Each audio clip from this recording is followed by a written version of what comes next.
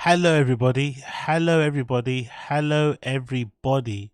Welcome back to the Random Show, episode number 218. That is Random Show, episode number 218. Random Show, episode number 218. Random Show episode number 218 with your host, Agostino Zinga. What's going on? What's happening? What's happening? What's crack-a-lacking, my people, them? Hope you're all well. Hope you're all good. Hope you're all well. Hope you're all good. Cool. Great. How am I? All good, all things considered. All good, all things considered. Before we start, I have to replay this message I got from Theodore. I got a super chat from Theodore that I forgot to fucking play or acknowledge in the last stream, so I'm gonna play it now. Bear with me. Is it gonna come through? Can I hear it?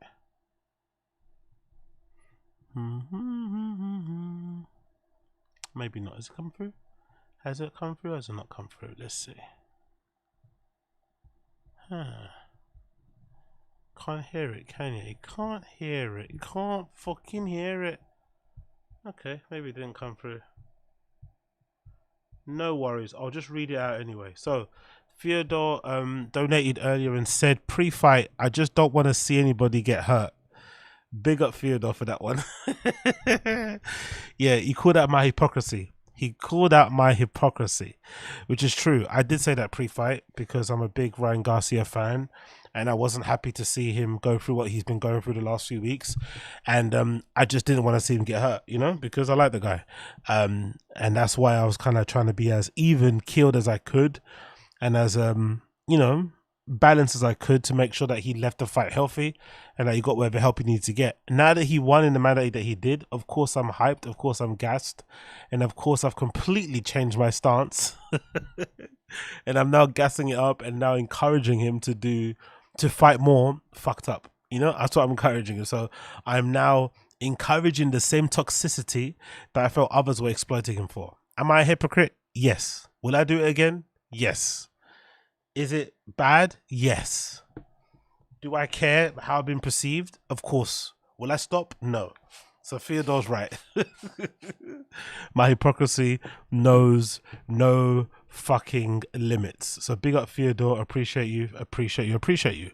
Anyways, moving on. Big up everybody in the stream chat. Appreciate everybody. I see you all. Koila, Uche, Wagwan. Hope you're all good. Don Dotter, my G, what's good? Modern World Observation, what's good? Pity, Joe FMA, what's good? Oh, by the way, that's what I've got to say. So, somebody suggested in the comments, I forgot who it was. Somebody in the comments was very, very, very, very praiseworthy to our lovely Uche in the chat, and basically saying that Uche needs to come on stream with me. And you guess what happened? Look at the fucking timing. Look at God. Look at God. Look at the timing. The same time that comment happened, I get a fucking new fucking PC and a new setup, so I can actually handle having other people on here. I can actually run Discord on here. So one night we're gonna do a Discord, maybe not this week, maybe the following week. I don't know. We'll sort it out. We'll do a Discord thing, and we'll have a few of you on, and we'll go through some shit, and we'll just do it. You know, we'll do it like Academics does it. So I'll have the Discord running, and whoever wants to jump on can jump on the show, and then we'll live stream, and we could all talk shit. You know what I mean? So that'll be good. And obviously we'll have Uche on there front and center, and Koila, if you want to join as well, you can jump on as well, and then we'll kind of do our shit. You know what I mean? We'll run through and do things, because I couldn't do it before because my computer was like struggling to have fucking Discord running. You know what I mean? I'm sure some of you saw some of my streams before where some people would send me a link and I'd try to open Discord while I was streaming and it was going crazy. So now that I've got a good PC that can actually run stuff, and this PC, I'm not going to do anything else with it. This laptop that I got, I'm not going to do anything else with it. I'm just going to be streaming with it. So it should be perfectly fine to do that. It'll have no other things on it. I won't fucking have, you know, a million apps on there. It'll just be fucking streaming stuff. So it'll be pretty cool. So I'm really looking forward to it. I really am. Yeah, man, I really am. It's going to be fucking fun. It's going to be fun to have some of you guys on there, and let's fucking do it, innit? Let's fucking do it. So yeah, we're going to talk about this. I'll discuss it with Uch and whoever wants to join in on the fucking Discord later or whenever. Because I haven't been on Discord in a while, so I'll discuss whatever I need to discuss with you guys on there and we'll do it. It should be fun, man. I'm looking forward to it. It should be fucking fun. And I think going forward as well, I have a few more guests as well lined up. I had somebody already reach out to me regarding doing something regarding shots and shit. So now the horizons have opened, you know. Now I've got a system that's going to be running, because people always think it's my fucking kebab shop Wi-Fi. People always, you know, take the piss out of that, saying, "Oh, it's your fucking kebab shop Wi-Fi. It's your jollof rice Wi-Fi. It's your fucking router that's connected to some country in Africa, wherever it may be." No, it's not that. It's my computer. That's what was letting me down. It wasn't my Wi-Fi. My Wi-Fi is pretty cool. I keep telling you, man. I've got fucking fiber optic. I've just got fiber, exactly, Koila. Well, going Koila, exactly. I've got fiber optic. I told you, man. I'm a fiber optic guy. I just upgraded recently, so it's not my internet. It's the computer. So now the computer's ready and loaded.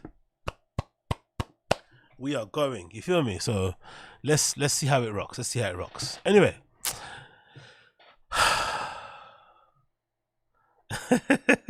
Let's continue. So, what do you think about this?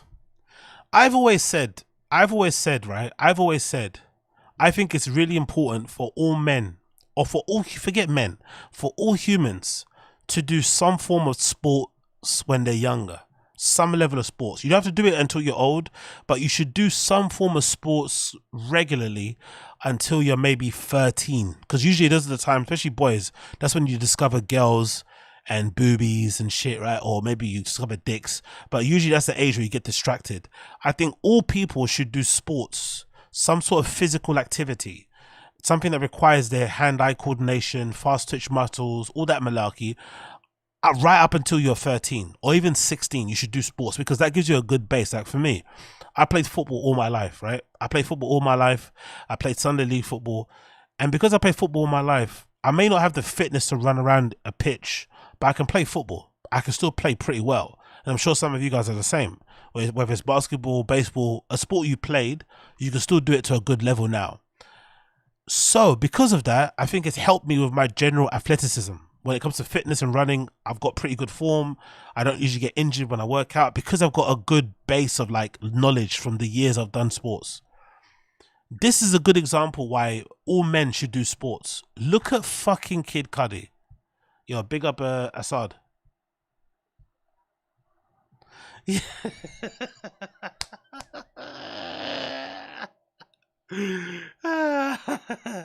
Heart and middle fingers. Big up fucking Assad. The Call of Duty. yeah. I got Finn on the roof. I got two. What they say? What's that skit? I'm like that guy in that skit, in it. Is it Drewski? The Call of Duty skit. Let me see. That's what I'm like. Call of Duty skit. Let's see that. Let's see if I can get it. Yeah, that's the one. This is me in it. I'm Drewski in the Call of Duty skit. Let me get out for you. 1 second. This is me. This is fucking me. Oh, you didn't hear the voice. Okay, cool. You didn't hear the voice. Let me put the thing on. 1 second. 1 second though. You didn't hear the voice. Let me switch it. Why did it change? Really? You didn't hear the voice? Do you hear it now? I'll play it one more time. Let me play it again. Let's see if you hear it. It should be on there. It's working already. Oh no, that's why I turn off the volume for the music. My bad. Whoopsie. So there you go. It should play now. One more time. Let's do it one more time. I turned off the volume like a fucking legend. Big up Assad. Why isn't it playing? Why can't I hear it? Play, fucker. Doesn't matter. Let's do it again one more time. Alerts. Recent events. Let's play it one more time. It should be working now because I turned down the volume before.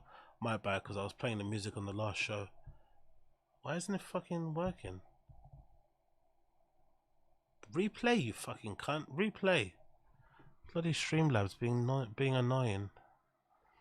Buddy boo. Bear with me 1 second. If it doesn't work, I'll just skip to the fucking thing I want to play, because now the joke's kind of left. You know what I mean? Okay, one more. There you go. There you go. Ditch the Palestine for the Call of Duty Xbabe. Yay, there we go. We're back. Okay, cool. So, taking on that joke that's very insulting from Asad Aziz, that joke is very insulting, but it did remind me of this particular legendary skit from the one and only Drewski. And I'm sure some of you guys have already seen this before, but it's fucking hilarious. So let's watch it one more time. It's a Drewski Call of Duty skit. I'm sure some of you have already seen it, but this is really good. Oh, dude, I'm totally fucking lagging. I'm lagging. Mom! Could you pay the fucking Wi-Fi for God's sake? Do something for once, bitch! Oh, he's a fucking douchebag. He's camping. He's a fucking douche. Fuck! Nice kill, nigger. Yeah, I can smell the fucking cocoa butter and fried chicken through this speaker, bitch. You can't see the screen. Who's the fucking wise guy? Fuck! Can I get some peace and fucking quiet? I'm playing fucking God. For Jesus' sake. All right, Tanner, that's enough. I think it's about your bedtime. No, it's my fucking game. It's my fucking Xbox. Tanner Roger, No. you heard me. I can do what I want. Lazy bitch. All right. Up yours. Dude, he's a fucking noob. He's a noob. Oh, dude, I'm totally... I'm sorry, but I love this one. There's another one too that he has. I forgot the other one. There's another one. That's the most recent one. Oh, where's another one? This is the one. That's the one I want. I want this one. Yeah, that's the one I want. I want this. This is the one. This is the fucking one. This is the one. The stream quality is 10x. Big up the old system. Big up the old system. We're feeling you. The old system. We love you. Don't forget our roots. Don't forget the roots. Don't forget the roots. Don't forget the roots. Don't forget the roots. Don't forget the fucking roots. Let's go here. Let's do 360. This is the best one. Jesus Christ. Broke his shit. And he's even got a camo, he's even got a Bape camo fucking durag. So I think when Assad was insulting me, I think this is what Assad meant. When Assad was insulting me, this is what Assad meant. He's even got a camo durag. He's one tap. He has C4. He just drew C4. Fuck. Bro, you got the gas? Yeah. Shit, I probably got something in my bed right there. Send it. Yeah, just check. You roll up. I got you. Hold up. Oh, he just threw a fucking C4. Fuck. What? He threw. No, just roll up. Yeah. Fuck me. Oh, dude, he's in gulag. Hello? Yeah. Y'all push up. Y'all still push up. Y'all good. Just call Ben phone. Hey, Ben, that hoe's still coming. He's camping with an origin. Oh, I'm lagging. Anyways, big up Drewski. Big up Drewski. Anyway, going back to my point. Going back to my fucking point.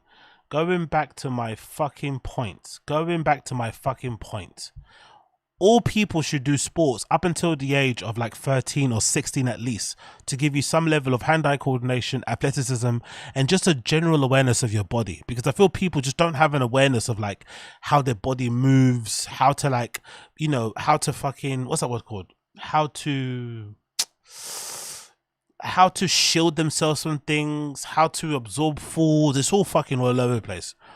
I saw this video of Kid Cudi, and this is the best example ever of sports being so vital to people's lives.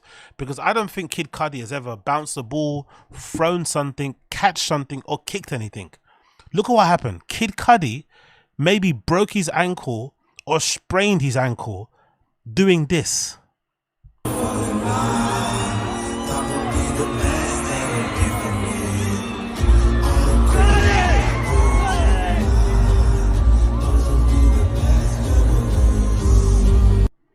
Did you see that? He hardly fell from a height. He hardly fell from a high height, and he somehow fucked up his ankle. And it's not like you could call him fat or anything, because he's not. It's not because of his weight. It's just his inability to plant his feet, to bend his knees, to absorb the fall properly, to know where to fall. He somehow fucked up his ankle. Look, he bent all the way backwards that way. Like, it wasn't even that high up. Look at how he's even jumping. Look at that. Look at that pose. Look at that pose. No, it's not age, Teju. It's not age. It's not age. Honestly, if you've used your body well and you know how to move, you can jump from that stage to the ground pretty easily. It's not that difficult. You could even roll. I could even do a roll. I could jump from that and do a little roll. Do you know what I mean? Do a little fucking Naruto roll. It's not that difficult. And somehow he managed to fucking fuck up his ankle doing this. It's not even that high. Shocking. Like, how was he planning to land anyway? Who jumps, like, when you jump from a high place, you don't jump sideways. Look how he's jumping. He jumped, look at that. Please, people, look at the screen. Please, look at that pose. How's he meant to land? Look at his feet. It's no wonder he fucked up his ankle. Look where his feet are. They're splayed to the side like that. He doesn't even have them flat or pointed straight. His knees are bent because he's in the air, but there's no like he's not aware of how he's going to land anything. Come on, man. Nah. This is inexcusable. Cuddy isn't that old. How old is Cuddy? How old is Kid Cudi? Maybe late 30s? How old is he? Kid Cudi age? 40? Come on, bro. That's not old. That's not old enough to like not be able to jump from a stage to the ground. He's 40 years old. Come on, man. That's not enough. That's not good enough. That's not good enough. That's what happens when you spend your time, fucking bitches all the time and doing drugs and not fucking playing sports. You should play a little bit of a sport. Learn to juggle. Learn to fucking do a bit of parkour, a bit of movement shit or something, weightlift, whatever. Run a bit, even on a fucking treadmill. Do something. Do some box jumps, because this is inexcusable that you could somehow break your ankle or twist your ankle really badly from jumping off such a minor. That stage isn't that high up, bros. Brothers and sisters, that stage isn't that high up. It's not. I swear to God it isn't.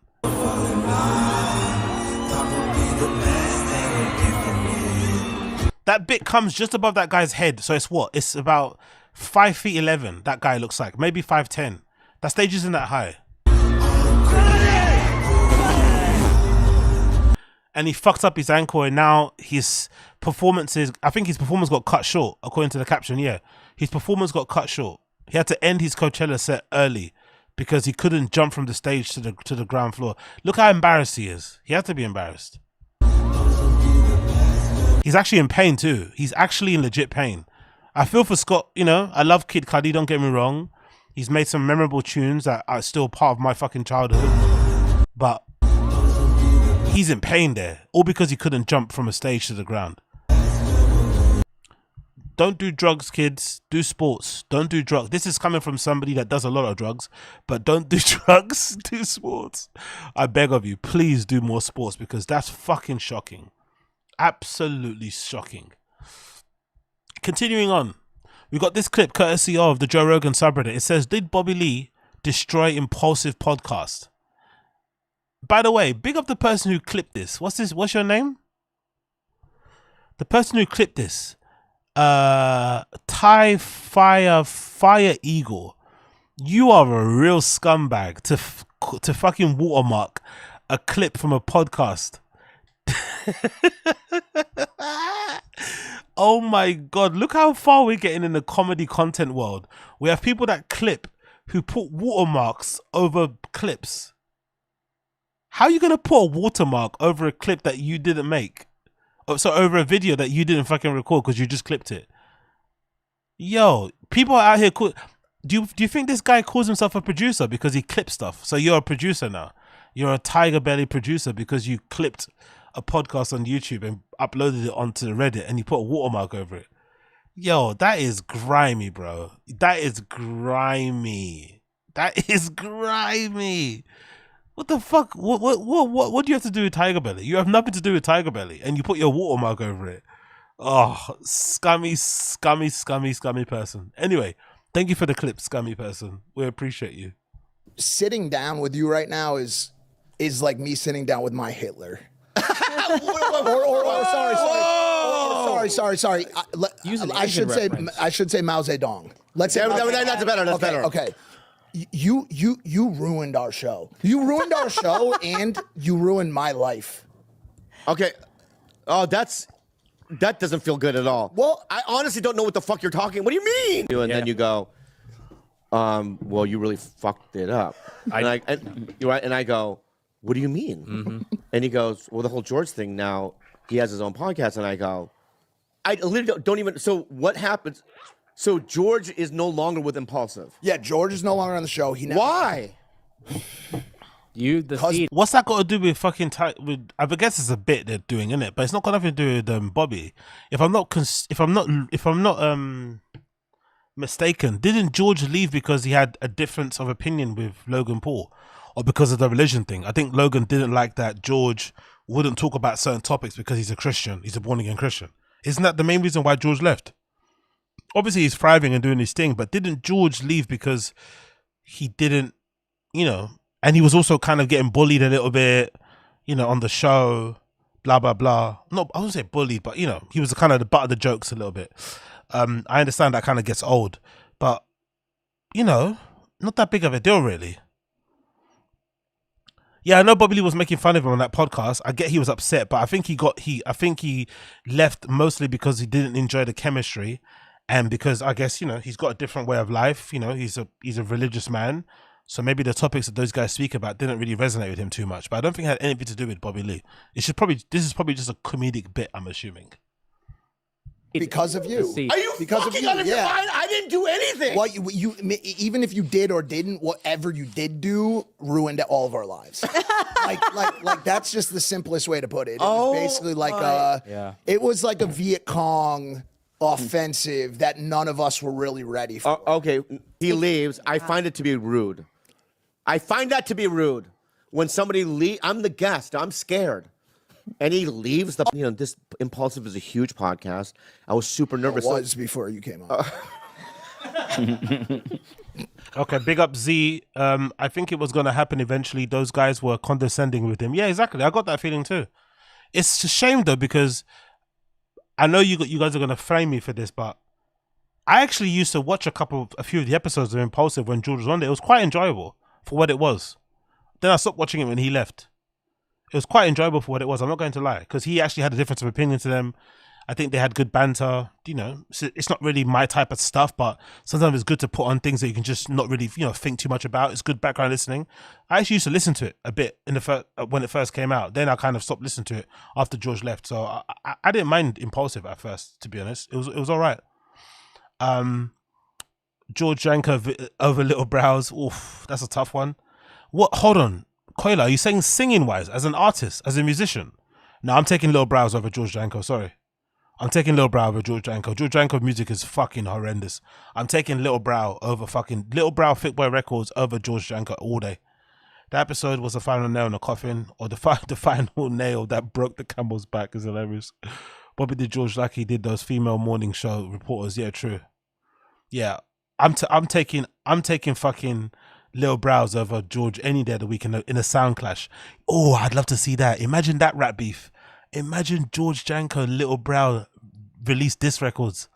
I'd love to hear that. You know what would be fun though? They would never do it because they're too sensitive. I'd love it. Do you remember back in the day when YouTubers were making diss tunes to each other? Imagine if podcasters started doing it, comedy podcasts. They would never do it because it's kind of like roasting. Those guys don't like to roast. But imagine if comedy podcasters started doing diss records. It would get very, very dicey very quickly. It would get very dicey very quickly. I'd fucking love it. I swear to God, I'd fucking love it. Let's continue with this. Oh, no. This is one of the biggest shows in the world. We had huge sponsors. I know. It was a great Hold on. There was more to the story besides just simply good versus evil. Yes. Okay. There was By the way, is this guy, I forgot his name again. I know I used to watch it, but I forgot his fucking name. Is this guy the greatest sideman? The greatest hanger-on in history? Like, to take being Logan's friend and then make your whole career out of it is fucking incredible. And he's done it in a very, Mike, that's his name. And to give Mike credit, he's done it in a very how to describe it? He could be more annoying. He could be more abrasive. He could be more in your face. But he's done it very, for lack of a better term, tactfully, tastefully, subtly. He's really made the most out of being Logan's friend, but he hasn't gone, like, he knows how to play his role. He knows he's not the main guy. Logan's the main guy. Logan's the breadwinner. Logan's the star. Logan's Beyonce. But he's happy to play Kelly Rowland. He's not as talented as Kelly Rowland, of course, but he's happy to play the Kelly Rowland role. He's played it. He's done it really well, to be fair. Give the guy credit. His entire career has been just extrapolating, being fucking, you know, stretching it out, being Logan's friend. He's done really well. Obviously, the addiction thing is part of his shtick now.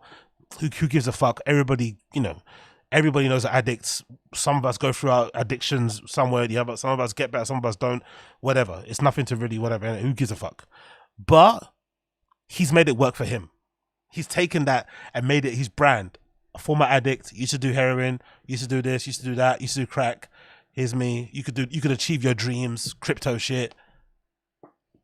He's done pretty well for himself, to be fair. Bit of a grifter.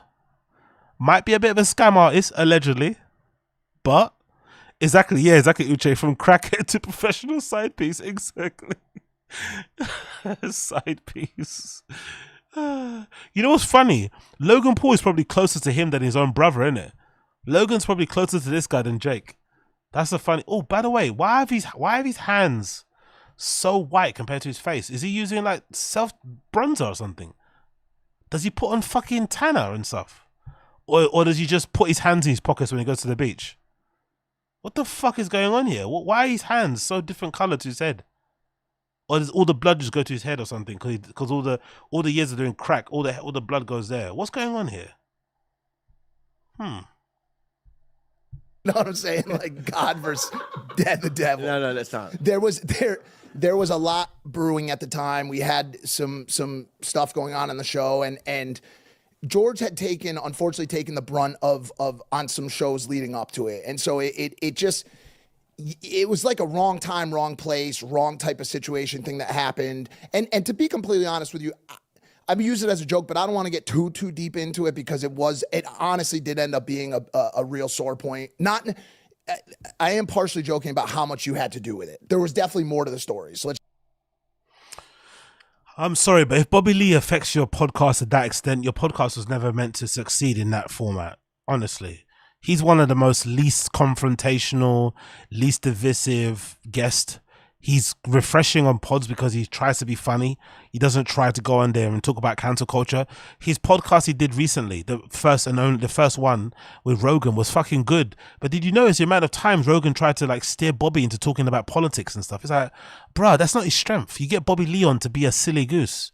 You get him to be dumb, to be, you know, over the top, to scream and tell weird stories. You don't get him on to talk about fucking cancel culture or the economy or Trump or Biden. Do you know what I mean? Rogan was really trying to steer it that direction. At least with Bobby Lee, when he goes on shows, he tries to be funny. So yeah, I don't buy this shit, man. I don't buy this shit. But big up Mike, big up Mickey Mike. Moving on. So, you know what happened the other day? Are you guys familiar what happened the other day? Are you guys familiar with what happened the other day? So, the other day, Dana White shared this video, right, that I played for you once, right? Yo, big up Assad, appreciate you, brother. Keep Kelly Rowland name out her mouth, how dare you? Nah, she's fucking amazing. There's this one Kelly Rowland track that I love. Is it Feet to the Fire? Yeah, I think that's it. Is it Feet to the Fire? That's the one, right? Kelly Rowland, Feet to the Fire. Is that the one? Feet. Is that a song? What song is it? Is it Kelly Rowland? Is it? I'm sure it's Kelly Rowland. She's got a song. I think that's produced by Pharrell. It's one of my favorite tracks of all time, bro. Yeah, I think it's from the Talk a Good Game track, Move soundtrack. Let's see if I can find it. Kisses Down Below, Street Life, Put Your Name on It. This Is Love, You Change, Down on Love. Is that the one? Which one is it? I'm sure it's this album as well. Kisses Down There, Gone. It's a song on one of these albums that I love. Stand in front of me. Doesn't matter, but you know what I mean. Kelly Rowland's fucking amazing, but it's a particular song that's produced by Pharrell that Kelly Rowland's on that I fucking adore. Let's see if I can find it. Kelly Rowland Pharrell. Which song is it? Feet to the Fire is the one. Yeah, it's on that album. So why isn't it on my on here? I'm on the deluxe. I've got it on my Apple Music, but it doesn't have Feet to the Fire on this album. Weird. I wonder why. Maybe it didn't come out. But it's so good. I'm sure some of you have heard it. It's called Feet to the Fire by Kelly Rowland. Please check it out. It's an amazing production. Fucking phenomenal. Love Kelly Rowland and big up Assad as well. Appreciate ya. Appreciate ya. So, do you guys remember this clip I played of Dana White? Yo, big up. Appreciate you. Yesterday I drove downtown by the U.S. Capitol and White House bumping 2 bears, 1 grave. I hope I created some new fans. It's amazing. That's so funny. Bro, that song, man. Honestly, big up fucking Crackamico, bro. Hopefully we hear that Schultzy song from him very soon. But big up Crackamico. I can't wait to hear it. He's fucking bad boy. Big up Theodore also. Appreciate you, brother. So I played this clip for you the other day, right? Where Dana White made this really petty little sizzle reel where he kind of dunks on all the media figures and podcasters and whatever talking heads who were very negative about UFC 300 before it happened. And obviously now that time has passed, we've all known that, you know, UFC 300 was probably one of the greatest cards of all time. So Dana White was basking in the glory of it and decided to remind people of what they said prior to UFC 300 in this really funny video.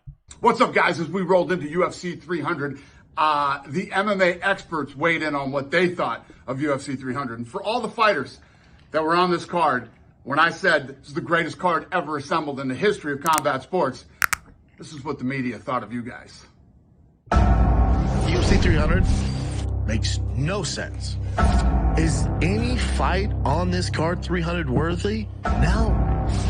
This is the most diabolically disappointing UFC 300 announcement ever. So you saw that, right? So Dana made that video. It obviously went semi-viral. It was fucking hilarious. Look at who decided to dunk on fucking Brendan during this whole thing. I'm super surprised because I always consider Steve will do it as like a Logan Paul, Jake Paul adjacent. I know he's more of a Nelk boy, but kind of in the same sort of category. You know, there's kind of guys that do content and gamble and do vlogs and whatever. He went hard after fucking Brendan. Look at what he wrote on the fucking post as he quote tweeted it. Dana White is a top tier human. Brandon Schaub, actually. He says, Brandon Schaub, you're a fucking goofball. I thought you were a former UFC fighter. You failed at comedy and you can't even talk UFC, right? Brandon Schaub is a loser. Punto. Yo, Steve will do it went hard. Why the fuck? I don't know much about Steve will do it outside of, again, of the Nelk Boys and him getting, I think he's banned on YouTube. I don't know what for particularly. He doesn't really have many hot take opinions. Maybe something dumb he did on stream. He's obviously been around. I think he's on Kick now. He might be back on YouTube as well. He gives out money, you know, the standard, you know, content creator thing. But I didn't know, like, you know, I just assumed those guys were like Brendan fans. Those like Nelk adjacent guys. But this Steve will do it guy clearly is not a fan of Bappa. This guy is definitely a hater. But the funny thing about this guy is that he makes a lot of money. He's very braggadocious. So Brendan can't say that this guy's a homeless cat or he's like a Cheeto finger living in his parents' basement thing, right? I think he gave his assistant a fucking Lamborghini recently, right? So he's got a ton of money and obviously flexes it and shit. I think he gave his agent a fucking, is it a Lamborghini or something? I think I saw it somewhere around here. Let's see if I can see it here. It was like some crazy supercar he gave to his assistant. Yeah, there we go. Look at this. Surprise sketch with a Lamborghini. Whoever fucking sketches. Big up Sketch, by the way. What a fucking life, innit? So this is the video of him allegedly giving his fucking, you know, assistant Sketch a Lamborghini. He's got fucking watches that he's fucking flexing. Obviously living the life. Let me just lower this a bit so we can play easily. This video and give me your honest opinion on if you want me to keep making these videos and if you want to make X the new YouTube. YouTube was my everything and they just fucking, you know, there's just saying, go where you're wanted, not tolerated. That is X. So $50,000. Like, retweet, and quote it, and give me your honest opinion. By the way, spoiler alert, the assistant is not a woman. For those of you asking in the stream chat, the assistant is not a woman. I repeat, the assistant is not a mujer. The assistant is, no, it's not a mujeres, it's a mujer. Should I keep uploading? It's not a chica, it's a chico. It's not a hombres, it's a hombre. Other week, Tuesday at 8:30 Eastern. It's not a tia, it's a tio. Guys, we're gonna go see Sketch right now. The story is this kid Sketch. I saw a video of him saying that what I like to do is when I go and use the restroom, when I have to go number 2, is I parlay it with taking a shower. So I never really have to wipe my ass. I just get in the shower. I love him. I love Sketch. We're gonna get him a watch from Neil Timepiece Trading. Neil Timepiece Trading, the reason I'm filming this here, I wanna give Sketch a watch. By the way, am I the only person who thinks these jeweler watch guys are all scam artists? I don't know why. Why do I think all these guys that travel around with these content creators who do jewelry, who sell watches, something tells me they're all selling fakes and shit. High-end fakes, by the way, but fakes nonetheless. Am I mistaken? Watch, but also Neil Timepiece Trading, one of the best people ever. If I lose 200 grand with the bookie and I don't want my mom to wire money because it's like, that's irresponsible gambling, he will wire it. That's my brother. He's done so much for us. So. Anyway. Oh, what he said, Joe from Maria said, this dude is from Oviedo, a suburb of Orlando, upper middle class. So what, Orlando as in Orlando, Florida? Okay, cool. Makes sense, innit? Him and Bert are very similar. So everybody from Florida likes to drink alcohol then? Everyone from Orlando? Because whenever people post a picture of Bert, they always say he's very Floridian. So maybe that's a part of his personality. Maybe the beer thing is Bert's culture. Maybe we shouldn't be insulting him about it. That's part of his DNA. He's from there, isn't it? That's what Floridians do, right? Just drink and go crazy. Yeah, this guy's always here for me. If you guys need watches, Timepiece Trading, the best. I love you guys. Oh, we're gonna away $50,000 to one person that likes and retweets, but we're also gonna give 50 to my #1 employee ever for being the most loyal motherfucker in the world, Nelson. Let's bring Nelson in here. All right, Nelson. Senor. So he's giving his assistant $50,000 in cash. He gives the other, the sketch guy, a car, a Lamborghini. Let's see it somewhere here. Let's scrub across. Let's scrub across. Let's scrub across. Where's the Lamborghini giveaway bit? There we go. Here it is. Here it is. Here it is. Here, right? Here's Lamborghini giveaway.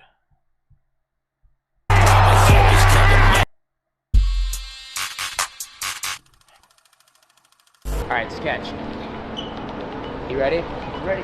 Here, I'm gonna back you up. Here, back up. Do not look.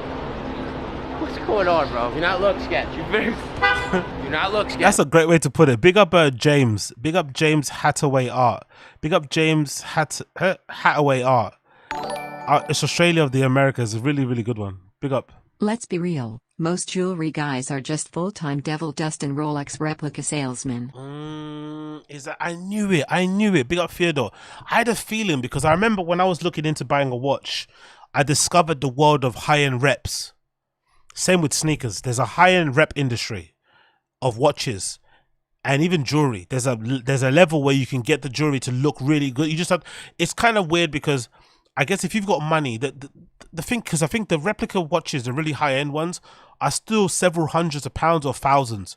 If you have really good high-quality Rolex, that will look legit to the regular person that doesn't really know much about watches. But if you would spend £1,000 on a replica Rolex, why not just save and get a legit one? You know, that's the kind of thing people would think. But obviously, if you want to stunt, sorry, if you want to stunt or you want to sell, it makes sense.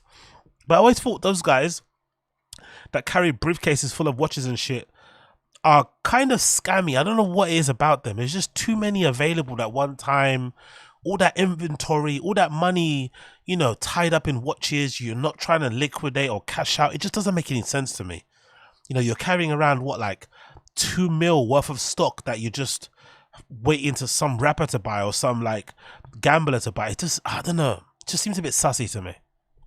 I know you have fucking 6 eyes. No, I'm not looking. How does those eyes? Can you see? They're closed, brother. All right, close your eyes, brother. All right, Sketch, remember that clip when you said, when did you realize you have movement since birth? Since birth. You're gonna have movement forever, brother. I think you're very special, and I'm glad to be friends with you. So, dude, I love you. Come on. I love you. This is my guy here. This is my guy here. And this is your Lamborghini here. Dude, you're fucking lying. You're fuck off. Dude, no, seriously. Yeah. Chin hasn't got a Lamborghini, has he? Chin hasn't got a Lamborghini. Chin doesn't have one. Chin doesn't get $50,000 in cash just for being a nice guy and helping him out, does he? Chin should get this. This is what Chin should get. Chin should get this and more for holding down the whole T-Fat-K and the whole of Thick Boy during all their fucking ups and downs. He's been the one constant. Ever since Evan the Beard left, or Evan the Beard couldn't leave with them, had to stay at Fox, Chin has been the one constant, the one person making sure the lights are on, everything's uploaded and titled, whatever it may be. This is what Chin should be getting, but he doesn't get this. He hardly gets even a thanks. He doesn't even get a birthday present. Sanaz had to get him a birthday present the other day.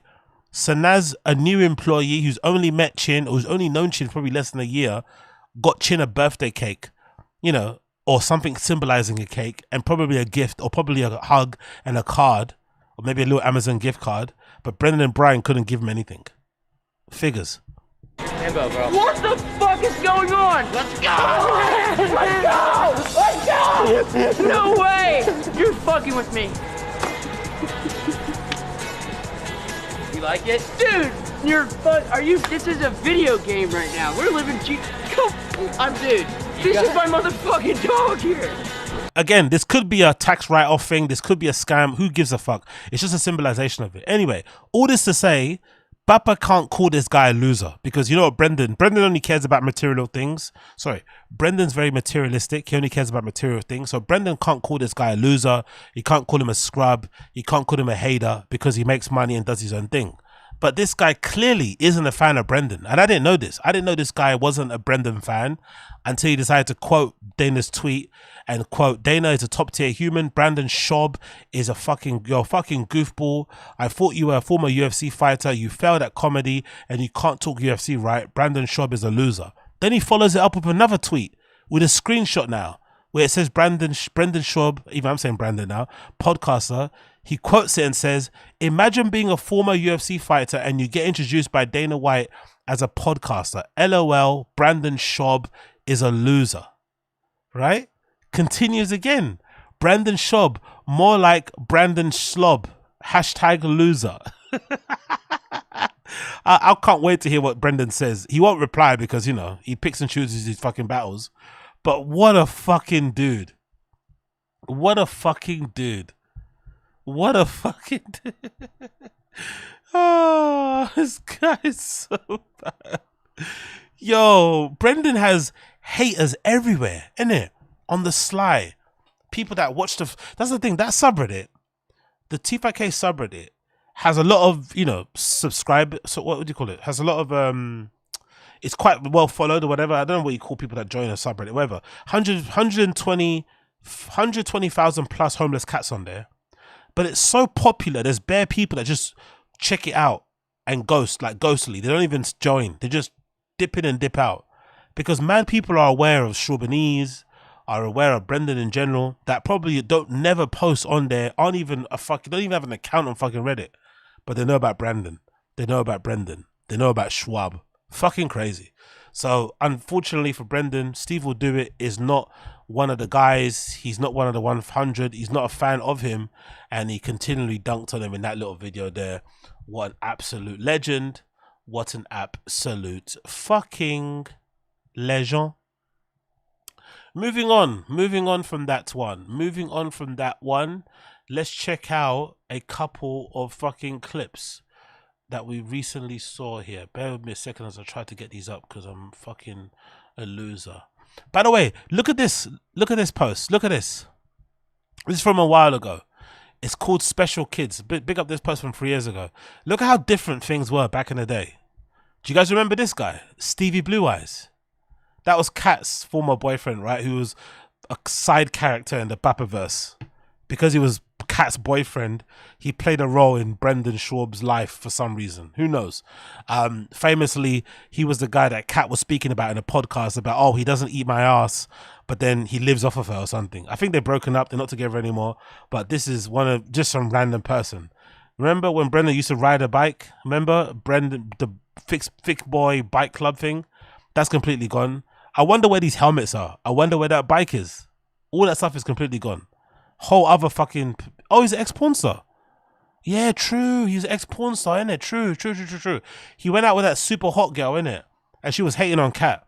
I remember she was hating on Kat because when he got with Kat, Kat was kind of ugly. But then obviously Kat got money from OF and got herself a BBL and, you know, got herself scrubbed up well, and she looks really good now compared to how she used to look. She didn't look all that great, but she got a BBL. And to be fair, Kat got a really good BBL. Let's be fair, because Kat always had Kat always had big thighs. So when she got BBL, it didn't look fake. It looked kind of natural, and it was kind of tastefully done. So Kat really does look really fucking well. She looks really awesome. No lie, did he? He fucked Pamela Anderson. Damn. No wonder Kat was feeling herself then, innit? She had a boyfriend who fucked some very desirable women. So anyway, that's one picture. Next picture. Look at what, back in the day when Brendan had money, he would hire people to be his friends. Look at this. Malik, Chappelle, I forgot who that boy, I think it's Justin, right? Is that Little Brows or is that Stevie? I don't know who that is. And Big J. Back in the day, look at how good life was. He was paying all the people just to hang out. Paying everybody just to hang out. The money was flowing in it. Like, I'd hate to pocket watch. I hate to speculate on people's funds, but I would love to know what Brendan's monthly nut is. Brendan's monthly spend back then was crazy. Imagine what it is now. Supporting a wife that doesn't work and doesn't want to work, but has incredibly expensive taste. She's always getting some sort of weird cosmetic surgery done. Recently, someone posted a post about Brendan's wife, and she went to some place where you can get hydration, like fluids pumped into your face. Have you heard about that? And her caption was like, oh, because I don't like to drink water, I don't get enough fluids and my face isn't plump, so I'm getting this. It's like they basically inject you with like water. I was like, what? I don't know. Fucking bizarre. So he's got a wife that doesn't work, has expensive taste, likes Balenciaga, likes cosmetic surgery, and he's got 2 kids. One particular is going to private school and he's pushing into baseball. And he's the main breadwinner. I would love to know what his monthly spend is. It must be crazy. Maybe some credit cards are involved there. Maybe he makes a lot of money on podcasts that we don't know about. But Brendan Schaub's monthly spend, think about it. It must be wild, bro. It must be wild how much money he has to shell out monthly. And back then, he was paying all these guys to be on the road with him. Paying for Chappelle. Because I think that's how it works out, right? If you take people on the road to do comedy, you have to pay for their hotel, right? Oh shit, he's got the fucking Kith. These are one of the best Air Force Ones ever released, actually. Justin's got good taste in shoes. These Air Force Ones, actually, I really want these. This is a Nike Air Force One Low by Kith. It's a white pair. What was it? What was the actual name of it? That's the one there. This one. This particular model here. Oof. Look at what it goes for. 5,000. God damn. So these are the shoes that Justin has on. These are really fucking cool. I love these. That small little swoosh on the front of the toe box is a nod to previous Co.jp Nikes. Back in the day, Nike would have specific Nikes that only come out in Japan, and they were called Co.jps, and they're usually on Air Maxes. They have a little swoosh at the front. So Kith, founder, decided to put that swoosh on Air Force One. Looks fucking sick. How much would they go in my size? My size, UK 10. Wow, no bid. God damn it. 5,000, depending. Let's see some sales. Let's see some sales here. Previous sales. They sold a size 11, which is nearest to me. They sold a size 11 in fucking 2020. Did you see it on screen? Can you see it? They sold a size 11 in 2020 for that much. God damn. Size 11 for $6,000.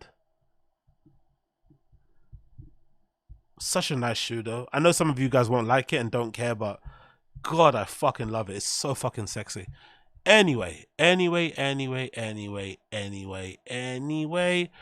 the other tab was on here again? What's it called? Oh, I forgot what it was. Where were we? Special Kids, and that's the one. So that's the one. Yeah, that's the crew. And then the last picture in this carousel. Look at that. At Wise Guys, performing comedy, having the time of his life. Like, when I see these pictures like this, right, I understand why Brendan is kind of going through his weird pickup truck phase. I get it.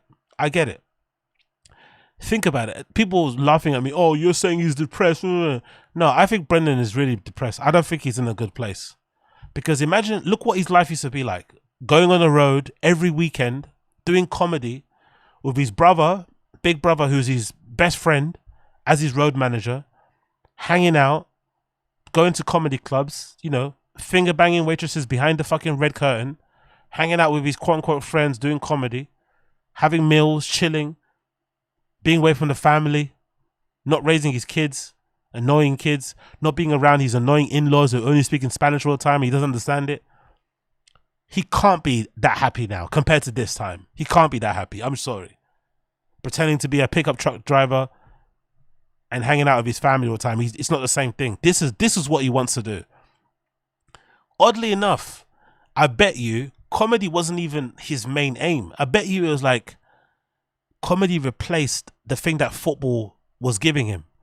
That camaraderie, how do you say that fucking word, right? With his brothers, with his friends, locker room talk, banter, lads. And now, what is he doing? Playing what? Mod guy, being the gearhead. Yeah, he's not happy. Brendan's not happy. No way. This is when he was happy. Look at that smile. Look at that fucking smile. Genuine. He's loving life, man. He's loving fucking life. Hanging out with his lads, you know, and having a fucking good time. So, big up fucking Brendan. He's probably not in a good place right now. But you know what? We enjoy laughing at him while he's not in a good place because we're fucking evil. We're fucking evil. That's what we are. We're all fucking evil. All right. Moving on. We did that. Let's do some recent ones. Yeah, let's do some recent ones before we go into the other stuff. Bear with me a second. If you're during the stream, please make sure you like the stream. Please like the stream if you enjoy the stream. Like the stream if you enjoy the stream. Says Thick Boy producer predicts UFC 300. This should be a good one. Remember before UFC 300, Brendan was being really fucking negative and being a Debbie Downer on the UFC. Well, guess what? Brendan's producer rightfully predicted it, but this is not really an amazing prediction. This is what normal, regular, balanced people would say who don't have an agenda against the UFC because of previous experience and because they hate Dana. Regular people would have said, hey, let's just wait and see. And usually fight cards are very dependent on the quality of the fights. It doesn't matter who you match up. If the fights are a dud, even though you match up two really good people, they're duds. It's really dependent on the fighters and, you know, whatever happens during the fucking fight itself. So listen to this. Listen to Brendan's producer be Nostradamus. But you guys are still banking on them being the old school UFC. Them days are gone. There's never going to be another Conor. Them days are gone. They can't even get that guy to fight. Them days are gone. Nobody's getting blown anymore. You know? Don't know what's the accent about, but... And again, I was promised I wasn't getting blown, right? Brendan's definitely that guy in your friendship group. Do you have that person, by the way? Everybody knows that person in their friendship group who just repeats a joke until somebody laughs. They just keep repeating something. It doesn't land, repeat it until people acknowledge your joke. This is what the guy does. He keeps using that voice inflection like, I was promised I was going to get blown. I was going to get blown. It's like, bro, come on. At that table, Mr. White did. He told me you'd be blown away. We're just not blown here. Nobody's blown away. Nobody is. Great card, though. If this was UFC 299, I'd be like, this is sick. UFC 299, if you swap with 300, like, that's a fun card. You're not getting as many complaints. There's like the what can make a card great is great matchups, but also if all the fights surprises. are bangers, like then we'll look back and be like, wow, UFC 300. So do you think there's an element that whole thing can still get saved if every fight is just an epic fight? Yeah. If there's like a bunch of KOs or like fight of the nights, there's that. And the amount of pressure Dana's going to put on that pre-fight speech, he's going to give him the Al Pacino any given Sunday speech. We fight for every inch. Boo. By the way, big up the producer. You got it fucking right. The fight card was great because the fights are all amazing. And obviously, Brendan doesn't know what he's talking about. That's why he got referred to. That's why he got fucking referred to as a fucking podcaster in this particular video. Combat sports. This is what the media thought of you guys. UFC 300 makes no sense. Is any fight on this card 300 worthy? No. That's why he got described as a fucking podcaster, even though he's a former UFC fucking heavyweight who fought at a really popular time in the UFC too, so he's well known, and he still got reduced to podcaster because of those horrible takes that he has. Unfortunately for him. Unfortunately for Big Papa. Moving on from that one. Let's see this clip from the Fire and the Kid subreddit. Let's not forget Papa's Oscar-worthy performance in a role he was born to play. Oh, this should be good. I didn't see this. Brendan did when Brendan was pretending to be an actor or trying to get into Hollywood. What's this? Film Fest 2020. Yo, big up. Great job, Heart. Oh, thank you, Addy Z. Addy Z, thank you. Appreciate you. Addy Z, thank you. Appreciate you. Addy Z kind of sounds like Addy Z kind of sounds like a variant of Adderall, right? It's like a street variant, right? Maybe it's one that you get in the streets of Colombia or Medellin. Addy Z, right? It's something that all the kids are taking, they're crushing and they're sniffing. But big up Addy Z, appreciate you. Thank you. This is Kim, Alex. Hey, before we get too loaded, I may have some news. Hey, man. Hey, man. You from that TV place? You drove from the TV place in your Mercedes Benz. You mean LA? I'm sorry, Mr. Hollywood Elite. My bad. Look at this Brendan. I think you're fine, man. If you were auditioning for the role of local town bully in a movie that I was casting, I would ask you politely to tone it. I'm not gonna lie, he actually did that really well. He actually was almost natural. He was actually very much in his element because he's playing a version of himself. You know that? That was actually quite good. He actually looked pretty decent. The walk behind the guy was very awkward. The walk was very awkward. This is Kim, Alex. Hey, before weird walk, by the way. He's always got a weird walk. He looks like a fucking serial killer. Kim, Alex. Hey, before we get too loaded, And he's wearing a sleeveless flannel. Wearing a sleeveless flannel with a t-shirt underneath it is lunatic behavior. I may have some news. Hey. Z, when you're drunk, you don't need to play dumb. It's fucking hilarious. Hey, man. Hey, man. You from that? Get your knee pads out, AZ. Come on, man. You have to give this stream and this particular side of content that I do on this side of town. We're not in the business of just dunking on people for the sake of dunking on them. If they say something dumb, we laugh at it. If they do something good, we shout it out. You guys can't lie and tell me this performance isn't worthy of a Golden Globe. Come on, guys. Guys and girls, don't fucking lie to me. You can't tell me this performance isn't worthy of a fucking Emmy. This performance isn't worthy of a fucking Oscar. You can't tell me that this performance isn't fucking noteworthy. This is a fucking brilliant performance. This is up there with some of the greatest cinematic performances I've ever seen in my entire life. Brendan Schwab, go again, brother. Show them what you can do, bro. I may have some news. Hey, man. Hey, man. You from that TV place? You drove from the TV place in your Mercedes Benz. You mean LA? I'm sorry, Mr. Hollywood Elite. My bad. I think you're fine, man. If you were auditioning for the role of local town bully in a movie that I was casting, I would ask you politely to tone it down. And I don't know if it's the beer or just my words, but let me make... What's that on his wrist? Is that thick? What's that logo say? What's that tattoo say? Is that thick? Has he got a thick boy logo on his wrist? Is that a Thick Boy logo? That can't be, right? That's a good screenshot, by the way. I need that. Him looking at the guy while he's drinking the last eggs of the beer is fucking brilliant. I need this. I need that screenshot right there. I need that. But yeah, what the fuck is that about? Is that Thick Boy logo? It says Dice. Is it Dicey? Dicey. Who said that? What? Keith T. I couldn't even finish the clip on Reddit. Lols. Baba hits the big screen cast as Drunk Uncle 3. Yeah, exactly. Drunk Uncle 3. He's fucking hilarious. Oh, do you guys actually want to see? Oh, you guys need to see me. But let me make it simple for you. Guys need to see you are underwritten. Oh wow. Wait, what the fuck? Ow! That was good. I'm not lying. I actually enjoyed it. That was pretty good. Before you. You. Look at that lip. Look at that lip thing. Guys, look at that lip thing. Look at that lip thing. Look at that lip thing under Brendan's. What's that? What's that extra meat? What's that extra material there? What's that extra meat there? What is that all about? What's this? What's this extra meat there? I need that as well. I need that fucking screenshot too. What the fuck is this extra meat around his fucking mouth all about? What the fuck is that? What is this extra meat here? What is this? Ugh. No.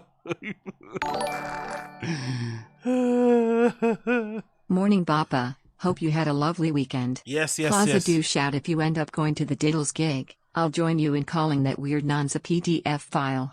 Finally, bean cheese. Yes, big up Wingus McDingus, of course. Yeah, I'm going. If he comes to London, actually, let me double check that. Do we have any dates yet? Chris D'Elia, London. I don't think it's been announced yet. London. Nah, it's not been announced yet. No date so far. But when he does come to London, I'm definitely there. I know people don't believe me, but I'm gonna be there. And you know what? I'm gonna do it, but I'm not gonna mention it too much now because I don't want any people getting back to him and telling him what's gonna happen, and then I'm not allowed in. I'm not gonna mention it anymore. But when I go, you know what I'm gonna say. It's gonna be fucking fun. Right in the middle of the show. Why not? Let's cause some drama. That would be fucking hilarious. I might get featured on the pod. You might say, there was some black guy, I don't know, some kind of urban dude with like weird hair saying like, really, dude? You know, I'm mad. You know, the guy screamed out pedo and I'm mad. Where is it? Nah, no London date so far. Imagine you have a fucking merch as Chris D'Elia that says God on the back. Incredible. In-fucking-credible. Anyways, we saw that, right? We saw this performance. We liked it. Did we like it or not? Did we like the performance? Yes, we did. We liked the performance, didn't we? We liked it. We gave it 10 out of 10 stars. Emmy award-winning performance. It's a shame he never got his chance in Hollywood. Moving on. We got another one. Papa shids on Clin's slow computer. I know that pain. But Quigley finds out. Showbism's great. I love this. Papa shids on Clin's slow computer, but Quigley finds out. I love Shawbinese. I love Shawbisms. I love the Bappaverse. Long live the fucking Bappaverse. A fan kept harassing him? Yeah. We tried bringing it up on Shop Show, but Chin's computer shitted. So I have to give Chin a computer too? Yes, Jesus please. Didn't we just get one, Chin? No. This is 2019. Wow. You see Chin's face. Chin was annoyed.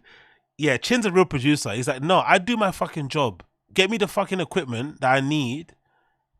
They're running Thick Boy on a 2019 MacBook. Brendan spends more on his cars in a day than they have probably worth in computers. Those shocks that he gets, like somebody tallied it up on the Friday Night Kids subreddit. Somebody made a tally of how much he spends on his car. Yeah, exactly, Uche. Exactly, Uche. Imagine me, dusty old me, kebab shop Wi-Fi old me. Couldn't load fucking clips while I was streaming me. Had to download them and play them off a fucking VLC player or QuickTime player me. Imagine me. Had to restart stream 4 times in a row. Having a better, newer computer than fucking Chin. Who's running the entire Thick Boy empire. This, you know what? Whoever said it in the stream chat, I think it might have been, who it might have been? Who's a real critic? I think it might have been Super Jello or something. Somebody in the stream chat ages ago, when I was talking about Chin's money and getting paid well, I said I think Chin does get paid well. Someone said, nah, no chance Brendan pays him well. I'm starting to believe that now. If Brendan isn't willing or isn't forward in getting fucking Chin good quality equipment, like the best available, considering he does a job of 1 person, no, sorry, 3 people by himself, I don't think he pays him well. There's no way. If he's not able to give him a new computer, there's probably no way he gets paid well. No way. He probably gets underpaid, man. He probably gets underpaid. Fuck. Yeah, of course. Maybe like look at picture. Of course I know Axel Bowman. Axel Bowman's got a song. What's a legendary song? Is it fucking is it Inspector Norse? Is it Axel Bowman? Is Axel Bowman Inspector Norse? Is it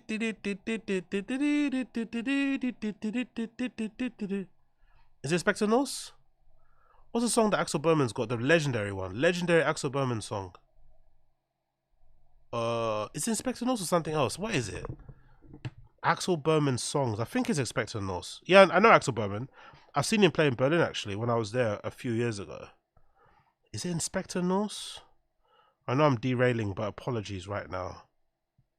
What song is it? Anyway, how was it? Was it good? Did you enjoy yourself? Where do you guys go? What was the venue? What was the venue? What was the venue? What was the venue? But yeah, I know Axel Bowman. I know Axel Bowman. He plays like disco, indie dance, that sort of shit. And house now. I think he's more of a housey guy now, to be fair. You can have this one. My sugar daddy got me one. You got a better? Oh. M3. Understand. So Nick has an M3 laptop. What podcast does Nick produce for? He does Golden Hour. What else does he do? Do you guys know? Chin runs the entirety of Thick Boy on a 2019 MacBook Pro. So fucking crazy, innit? Like fucking insane. Oh, honestly, bro. Yeah, exactly. Innit? Exactly. Big up the Chow Mega G. I feel sad for Chin, man. He should be paid more, man. This is so out of order. If this is true. Brendan taking the piss out of Chin's computer running slow when it's his fault it's running slow because he refuses to get him a new one. He'd rather spend money doing mods on a fucking pickup truck to show off on YouTube and get fucking, 10,000 views. It's like, come on, bro. Give the guy that's running your whole empire a new fucking laptop if you don't mind. A fan kept harassing him? Yeah. We tried bringing it up on Job Show, but Chin's computer shitted. So I have to give Chin a computer too? Jesus yes, Christ. please. By the way, that's a weird detail. So Eric buys people computers. Eric is just a guest on the show. He's just a host. Why is he buying people computers? So Eric does the things that Brendan doesn't do. So my hate for Eric is probably unfounded, isn't it? I should probably like Eric now, shouldn't I? Because Eric is actually doing a decent thing. Eric is taking some of the money that he earns from Thick Boy, or some of the money he makes on his own pod, dipping into his own pay to get these guys new laptops. But Chin has to work with old shit and then have Brendan take the piss out of him for it. What a piece of shit. Didn't we just get one, Chin? No. This is 29. Look at Brendan. Honestly, this is the type of people that you hate, innit? Didn't I just get you one? No, you didn't, you idiot. Why are you lying? Look at that face he's putting as well. Didn't I just get you one? No. Because I wouldn't be saying I had one. I wouldn't be making my complaint if I had one, would I? Also, the Mint 400 hat, this guy's such a poser, isn't it? Honestly. Brendan goes to Mint 400 once and now he's wearing the fucking hat every day. It's like, give yourself a favor, mate. Give yourself a favor. No, this is 2019. You can have this one. My sugar daddy got me one. Nick should have been quiet. Oh, you got Nick fucking cheated the moment. Nick should have kept his mouth shut. That awkwardness was good. And then Chin would have probably got his laptop. Now it's made it into a joke. Nick should have let the awkwardness lie. Now he won't get it because Brendan will just pretend you know what I mean? He'll buy himself another fucking purple car. You can have this one. My sugar daddy got me one. you got a better? Oh. M3. Understand. This guy might get. You see Chin say damn. Chin say, yeah, he got an M3 and Chin said damn. Damn. This guy might get. Chin has never got a new PC. Never got anything. M3. Understand. M3. Understand. M3. Understand. M3. Understand. M3. Understand. This guy might get. Man, I feel bad for Chin. He But yeah, everybody in the stream chat, all of you guys are always way smarter than I am. You always call it way better than I do. And you guys are right. There's no way Chin gets paid fairly or gets paid what he's owed or gets paid what he deserves at this company. No way, shape or form. Brendan overworks him because he has no life, basically. He kind of takes advantage of the fact that Chin doesn't really have a life and doesn't really seem like he does anything outside of the pod, really and truly. They take advantage of his willingness to work hard, and he probably works. Yeah.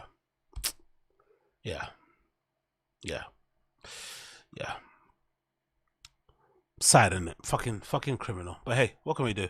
It's his problem, not ours, I guess, isn't it? His problem, not ours. Another post. Hardest job in the world. Let's see this. Hardest job in the world. Let's see what I go on with this one. Hardest job in the world. There we go. That doesn't even make sense.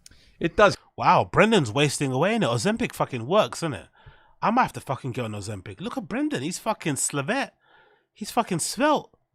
He's fucking lean, isn't it? He's skinny as fuck. Look at that. I don't know if I've ever seen Brendan in this shape ever. Even at his peak in the UFC.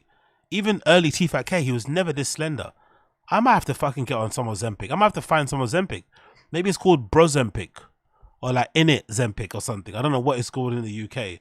What's Ozempic called in the UK? What's UK name for Ozempic? Is that what it's called? Semaglutide. Oh, that sounds horrible. It's called semaglutide in the UK. Semaglutide. Brand name Zempic and it's called, and its other name is called Ribelsis. Yeah, I'm gonna have to find out if I can get Ozempic in the UK. Can you get on NHS? There are a few ways to answer Ozempic. The easy answer is yes. NHS also can prescribe Ozempic. However, there are quite a few qualifiers to determine whether you'll be able to get Ozempic. Okay, cool. I'm gonna have to try and get it. There has been a change in Chin lately. Keep an eye on that. Oh, big up Keith T. Really? Big up Keith T. Yo, imagine if all our suspicions about Chin, or my suspicions that he would get fired, aren't true. And maybe he's actually looking to leave. He's getting fed up. Because this face he put when Brendan said something about his computer, he seemed to kind of roll his eyes, isn't it? Big up Keith T. A fan kept harassing him? Yeah. We tried bringing it up on Job Show, but Chin's computer's shitted. So I have to give Chin a computer too? Jesus Yes, Christ. please. Look at Chin's face. He seemed kind of pissed. And Chin's usually, no problem, sir, yes, sir type of guy. He seemed kind of annoyed. Could Chin leave before he gets fired? If Chin leaves, night, thick boy. Because Nick is not going to do all the work that Chin was doing. He's probably got his own jobs going on. That guy in the back looks like he just works, clocks in, clocks out. I don't think he would want to do what Chin did.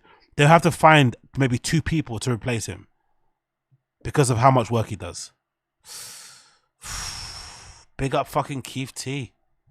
Wow. I'll keep an eye on that for sure. Big up you for the fucking head up. Let's go back for this. Hardest job in the world. It makes sense. It does kind of, but that is crazy, bro. Yeah. Atlanta's crazy. You know what? Atlanta's crazy, like, because it's the only like city, and this isn't on the phone. Bro, of course, I don't know how this sounds, but oh, is this the Patreon episode? It's interesting, isn't it? Haven't you guys noticed the clips I've seen on the Fire and the Kid subreddit of Golden Hour? It seems like on the Patreon episodes, they're on their phones way more. So they have people paying for Patreon episodes, and they're way less professional. Yeah, they're less professional on the Patreon episodes than they are on the actual regular shows they put on YouTube. They're on their phone way more. Brendan's always on his phone. They're fucking around. It's a strange thing. That I don't think that's how Patreon works. You should just do high quality shows, but just extra ones for people that want to pay. The people that want to pay you for it. You don't turn down the professionalism. You know what I mean? Brendan's on his phone literally the whole entire time, texting some baddies probably. But Atlanta's the only city.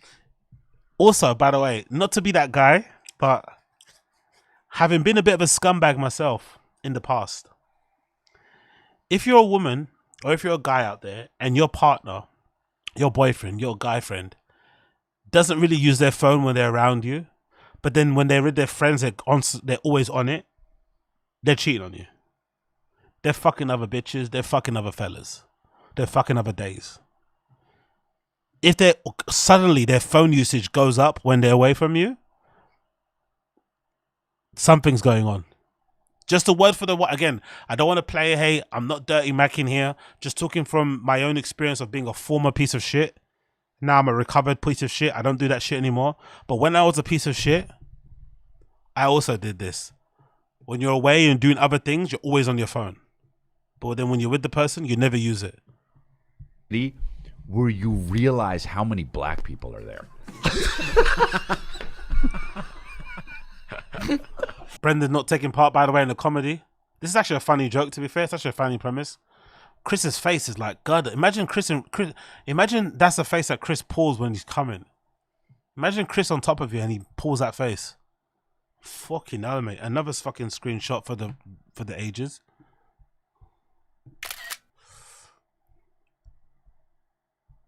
Let's continue here.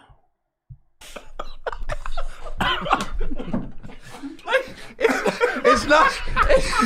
You're so fucking stupid. It's not that there's more black people there. So you fly to Atlanta and you look around and go, God damn. Oh, they're hard, yeah. They're wearing everything and. Dude. Tough. It's just like And how. Wait. You can't do it with the rich. No money, because you guys are rich. You're not that rich. No. It's not even about that. It's just Brendan is the best, isn't it? The guy says you guys are rich, and they're trying to, like, you know, a regular person would say, no, I'm not rich at all. Brendan doesn't say I'm not rich at all. He says I'm not that rich. I'm rich, but I'm not that rich.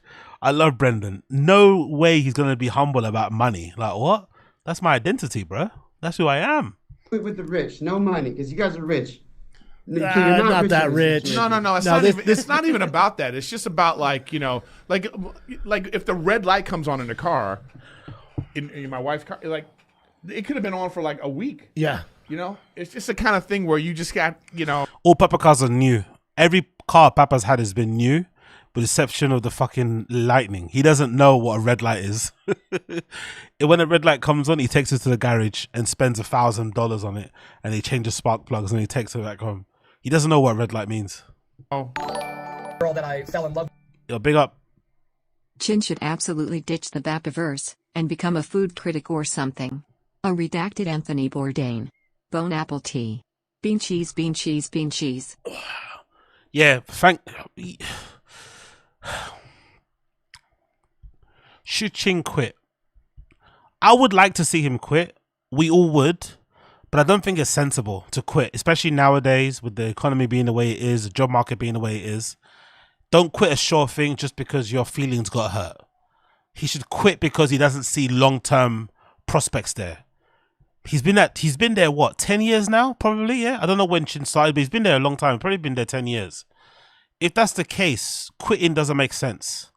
Because they've been, you know, if they're still, if TFAT is still operational and still making money now, despite the show being terrible, despite Brian getting cancelled for the rape allegations, despite Brendan being one of the most hated comedians of all fucking time, you know, ride the thing until the wheel falls off. Why leave before it actually ends? They're still running shows. They cut a lot of extra staff, but the staff on the show are still the same. They fired Joe, Kat left, Malik left, Malik got fired, Chappelle got fired, but the cast of the shows hasn't been trimmed down.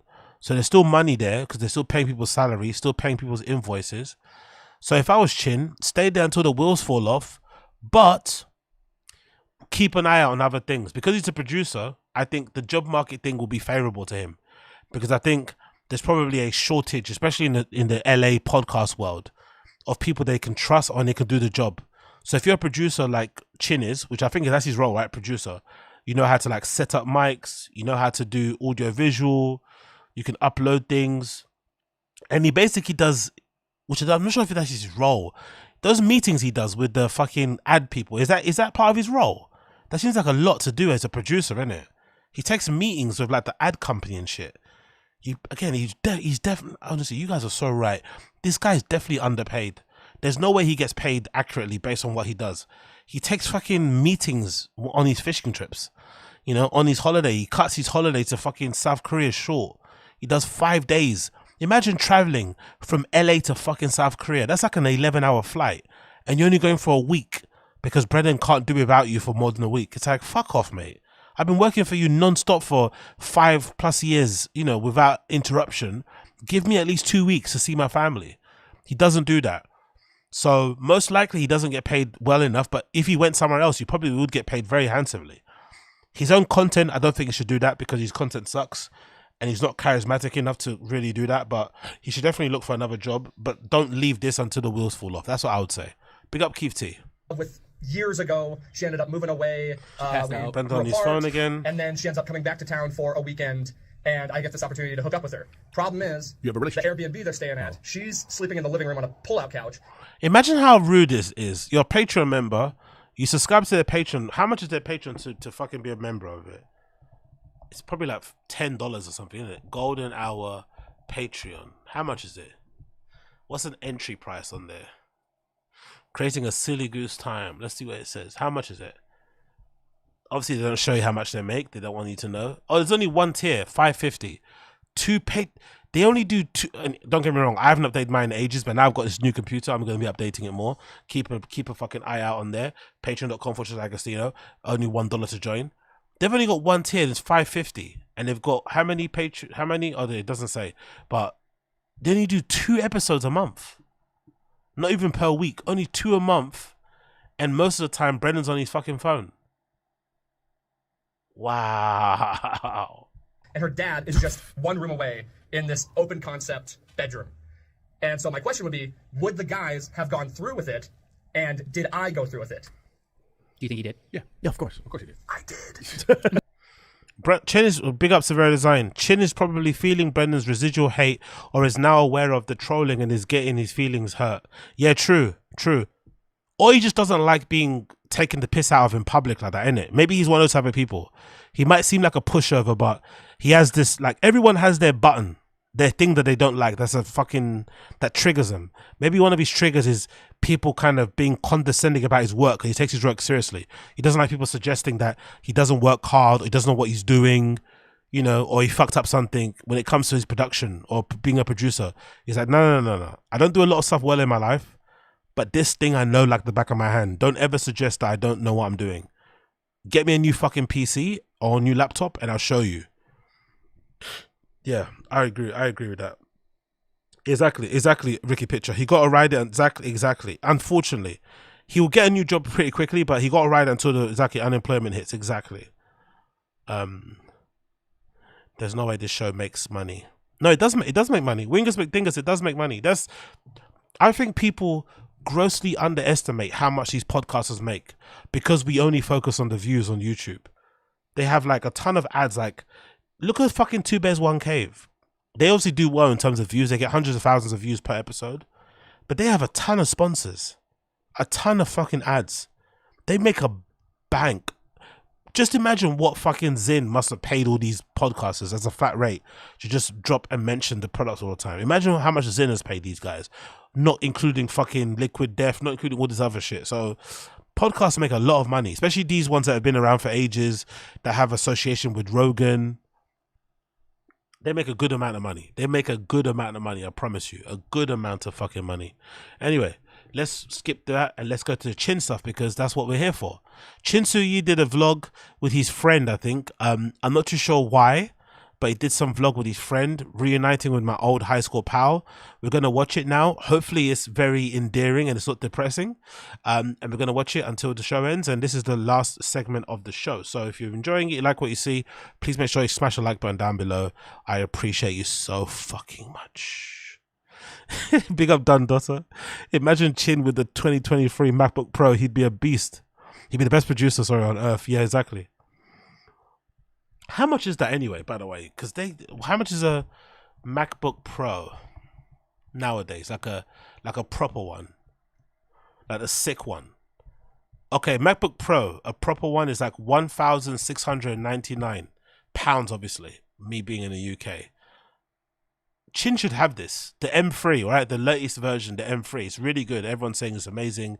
You can run. I love the design. To be fair, the grips at the bottom are really fucking cool. So let's see how much how much it is, because Brendan spends more on trainers. Probably Brendan might spend more on coffees per month than the price of a fucking MacBook Pro. So let's see. Let's go M3 Max. That's what fucking Chin deserves. An M3 Max is 3,229. What's the low? What's the one bit? Let's do 16 because he's a producer. He needs 16. M3 Max. 3,599. M3 Pro 2,500. Yeah, Chin deserves this, man. Chin fucking deserves this. The fact that Chin doesn't have this is a fucking crime. But anyway, Chin can fight his own battles. Let's see Chin cooking. Oh, I did not like that. Did that guy open his whole mouth and we saw his food while he was chewing? With his mouth open.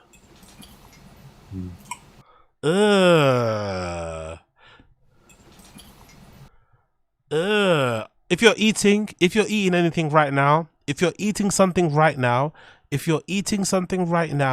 please look away from the screen. I'm giving you a warning. I'm giving you a disclaimer. Sorry if last time I didn't do it. If you're looking at the screen now, please look away. Please look away. I promise you, please look away. Look at this guy's mouth. Look at this guy's mouth. Look at that. He's got the meat. God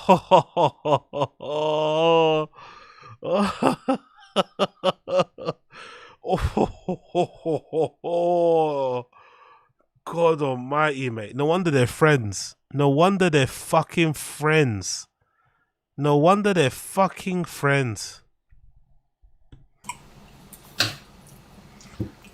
Wow. Chin's glasses now. Great. My glasses just broke. Oh, so this is Chin's high school friend, so they're the same age. So Chin's Asian genes make him look fairly young, but this guy is like more of an accurate representation of how old Chin is.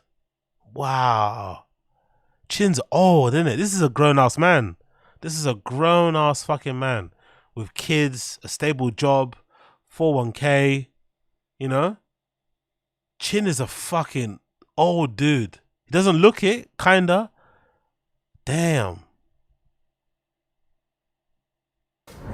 Guess what, you sons of mothers? I'm going to Lake Havasu. We used to do this trip every summer, me and my buddy Brian Parks, and we haven't gone since, we got older. You know how it gets, you get Brian busy, you get older. Wow, look at Chin, bro. Chin is old, bro. Chin is old. I'm not gonna lie. I think even when I get that age, I wouldn't just suddenly start wearing dad shirts, you know? He's got a dad shirt on, which is not bad, but I don't think I'm just gonna switch to dad shirts when I get older. I'm not gonna do that. I'm still gonna be swaggy and shit. But he's got like a dad shirt on, straight up. Straight dad shirt. Let's continue.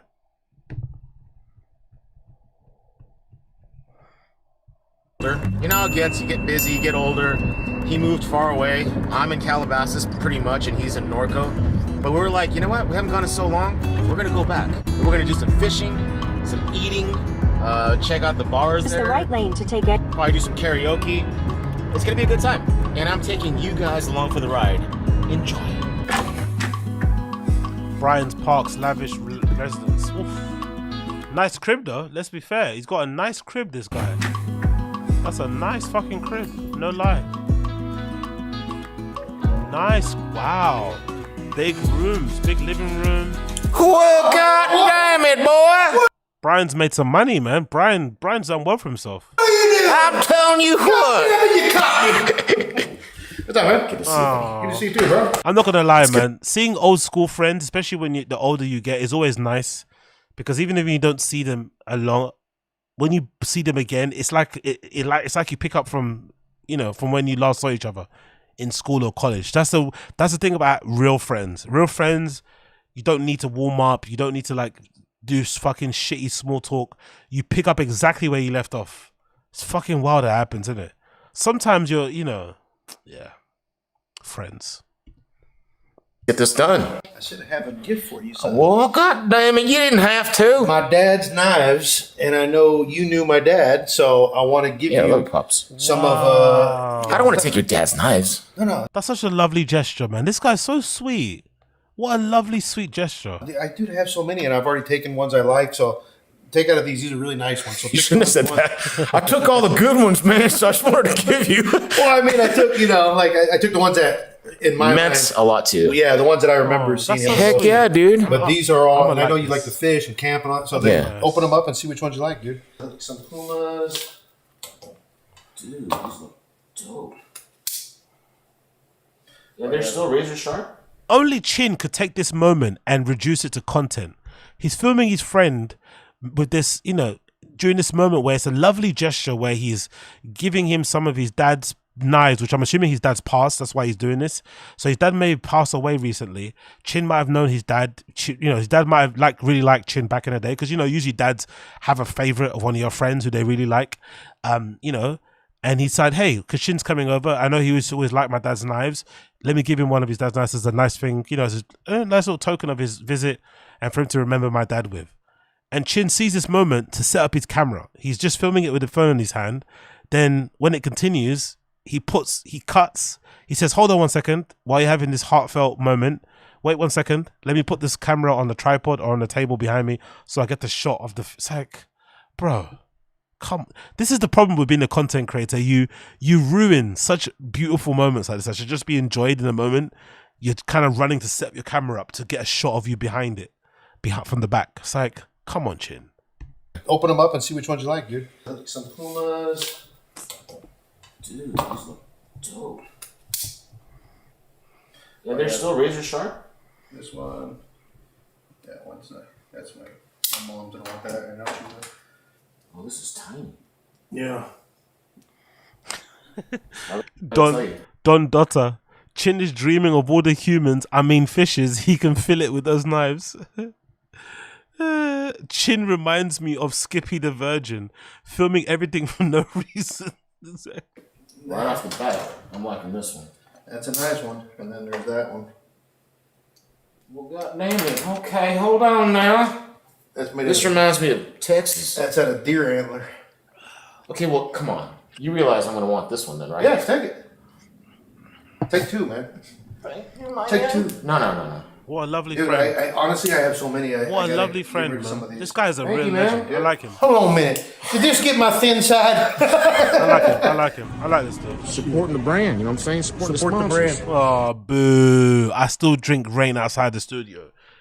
Even though Brendan doesn't... Brendan lets you work with a 2019 MacBook, pretends and tries to gaslight you that he bought you a new one, and you're here buying the drinks that he gets sponsored to drink for free when you're not in the office. You're a fucking dork, bro. Support the cause. Yeah. We're here at the Flying J. Barstow, California. And this place is huge. You have showers, TVs. You can watch movies here. They got electronics. You can watch movies in the... Where's this? In the gas station? Where's that? What's a Flying J? What the fuck is a Flying J? Flying J. What the fuck is that?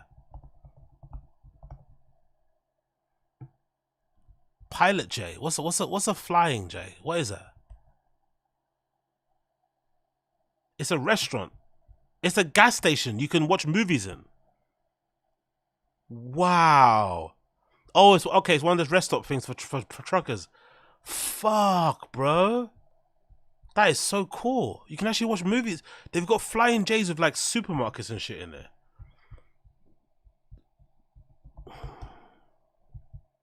Let's do Flying J.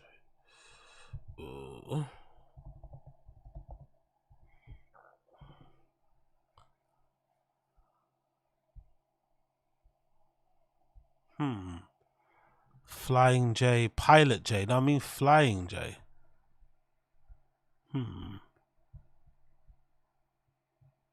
At a Canadian, there's a Canadian Flying J. What's a Canadian Flying J look like? As a lot of you have seen lately, I've been traveling to and eating at a lot of gas stations and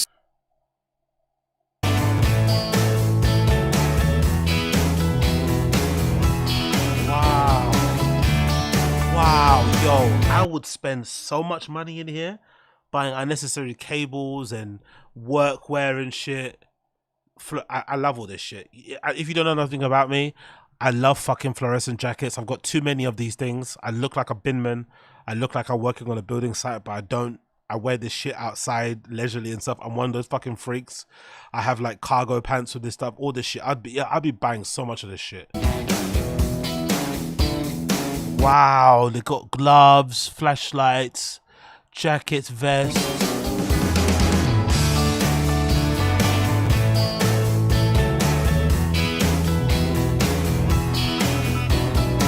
Yeah, exactly. AZ would go for the movies to stay for the hot lizards, and by lizards I mean prostitutes. What? Sorry?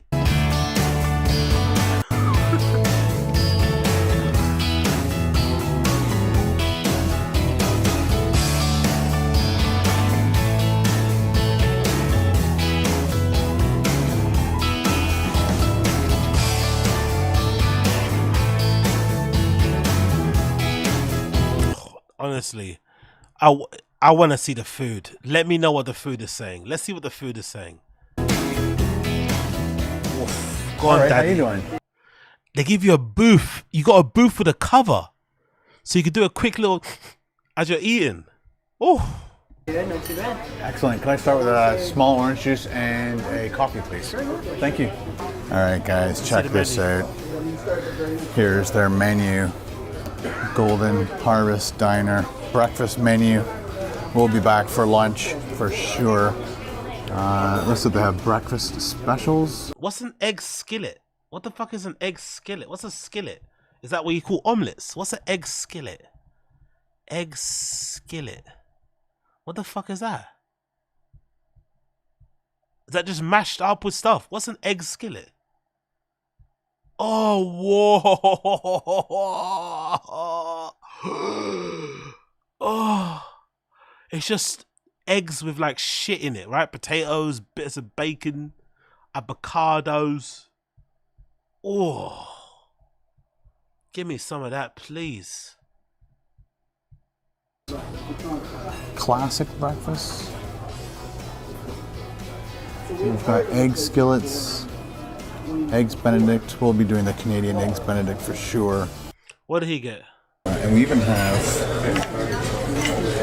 Trivial Pursuit cards in the video. Comment below. 1 cream, 2 cream, 1 sugar. Oh, nothing better than fucking sugar out of a packet. And those little cream, ugh, give me good memories, man. Let's check out. That's what makes this my egg. What's that? Either truck drivers would love that. All right, guys, my food is here. It looks amazing. It smells great. Let's go in for a close-up. All right, guys, there's my eggs Benedict. We got the home fries, and they look golden brown. There's our hollandaise sauce. What makes this a Canadian eggs Benedict is the fact they're using Canadian bacon, pea meal bacon on the bottom. So we've got an English muffin Then it's got our back bacon, a poached egg, and then hollandaise sauce. Always put a little salt on it, just a little bit. Definitely a lot of pepper. Love pepper on my eggs. They gave me a nice knife, so I don't have to use this one. This will be easier to cut through this food. All right, let's just do one of these first. I'll put ketchup on it. Oh, I bet that tastes good. Later on. It's ready. Here we go. Let's see it crack. Let's see that good. Oh, and it's running. See that egg come. It's not as runny as I like it, but that'll do. See that egg come, baby. Yeah, that's perfect. Look how runny that is. It needs to run all over the place. Oh, yeah. That makes the eggs Benedict right there. I know some of you guys don't like runny eggs, but this has to be runnier than this. This is almost Give me almost salmonella, baby. Put it all over my face. face, girl. Oh, yeah. Give me that salmonella. Oh, straight into my eye. Oh, look at that. Yeah, that's We've got good. the runny Layers. egg, we've got the back bacon, and we've got the English muffin. Perfectly toasted. Get in your mouth, big boy. Ooh. Did me dirty, big boy. Chances are they don't make their own hollandaise sauce, but whatever they're using, It's good, yeah? pretty good. Sometimes it's fun. Okay, cool. Let's go out to Chin. Barstow, California. Barstow, California. And this place is huge. You have showers, TVs. You can watch movies here. They got electronics. Got everything. Pizza, fresh pizza. Here we are on Highway 40. It's and, pouring. It's pouring rain, and I'm here with the famous Chin Tzu. How you doing, sir? How's it back on? Good. And we're almost at Havasu. I don't know exactly how far, maybe an hour and a half out. But so far, we're having a fantastic time. It's crazy.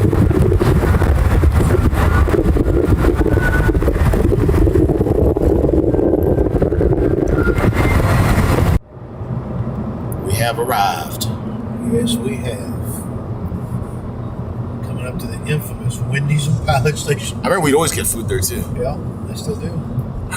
The lavish. This is what happens when you're a producer, baby. Yeah. Yeah.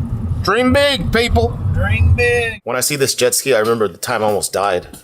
Do you remember that boat? I fell off it, and that giant boat was coming at me. I was like, ah! Oh, this is actually nice, man. I prefer this guy to all of Chin's LA hanger-on friends. This dude seems really sweet. It's a shame, obviously, they're grown up. He probably has his own family, own life. He probably doesn't even live in LA. But this guy seems really nice, man. This guy seems really cool. Way nicer and cooler than all these LA friends. That's the house. Oh, yeah.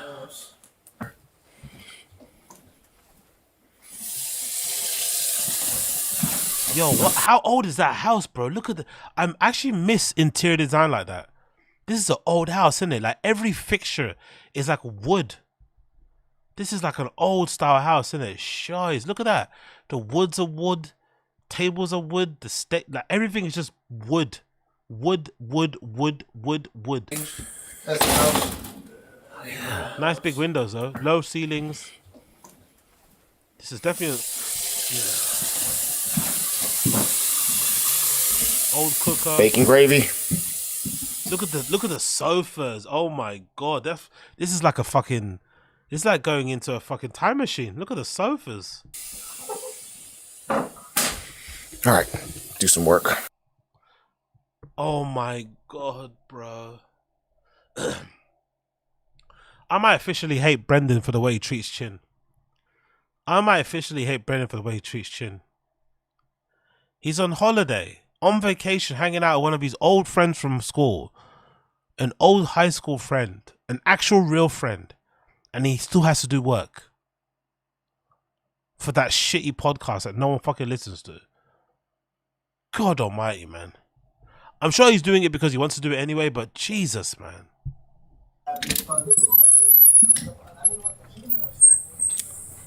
Wow, look at that. Beautiful. Look how beautiful this is. Oh, Just right outside of where is this? B Park's place. So lovely. You're so quiet as well.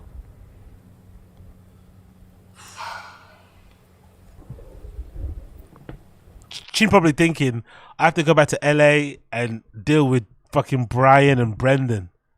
This is a life that you could be leading if you was a normie. This is, it's Arizona. Lake Havasu City, Arizona. Oh, it looks fucking gorgeous, bro. Let's actually see some Google images of it.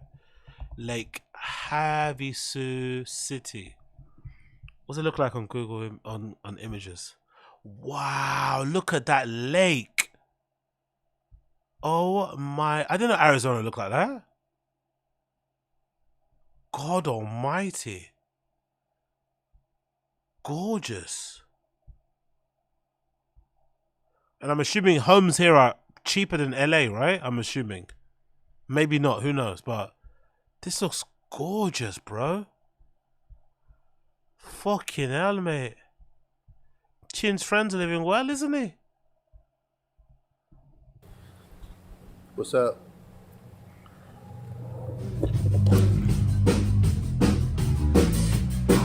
We visited a couple of the local bars afterwards, Desert Martini and BJ's. It's fun. This is my type of night out. Dive bar somewhere, local bar, jukebox, local cover band, dad's band. This is my type of night. I like this type of nights. Get talking to the bartenders, get talking to the local patrons, share some war stories, maybe get your wallet stolen, maybe get a quick hand job under the table somewhere. Right? This is what I fucking love.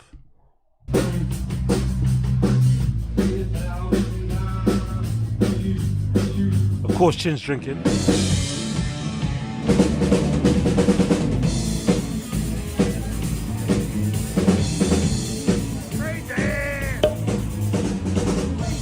Yeah, big up Z. He's questioning his life choices. Like, it's sad.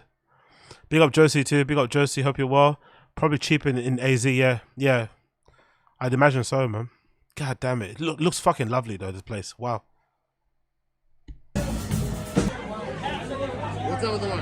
Ooh, look at those. I trust those bartenders with my life. I trust that girl. I trust that guy. I trust people like that all day long. They will give you a good fucking heavy pour on a drink. It might taste like battery fluid, but it's gonna get you fucked up.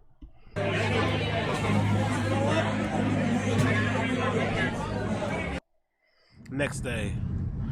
Of course, Chin made him pay. It's now 1 p.m. There's his producer wage at Thick Boy doesn't stretch that far. Lake Havasu right there. We were gonna go fishing today, but it was kind of stormy. You know? Yeah, it's kind of stormy, but we have no idea if the storm's gonna come back and go crazy. So we're gonna stay fishing for tomorrow. But right now we're getting breakfast. Breakfast at 1 p.m. Brunch. Brunch. 1:14 p.m. And we'll show you how that is. That's right. Big up. Okay, because I think you said the word "but." Assad says the vlog should end with Chin diving into bro butt. Exactly. This is definitely giving Mr. and Mrs. Chin on vacation, isn't it? Hence the fucking title of the fucking stream, Mr. and Mr. Chin. Yeah, on vacation. Something you should doing with the wife. The vlog should end with Chin diving into bro butt. Why is it taking so long to say that? Huh. But anyway, you said that anyway. Big up Assad, I appreciate you, bro. I'll show you. All right. Yeah, I'm not gonna hear a bad word said about the friend, but Uche's right. The friend is acting like it's his 15 minutes of fame. Hello, Twitter world. Hello, YouTube world. It's me, Chin's high school friend. You may know me from such pictures as...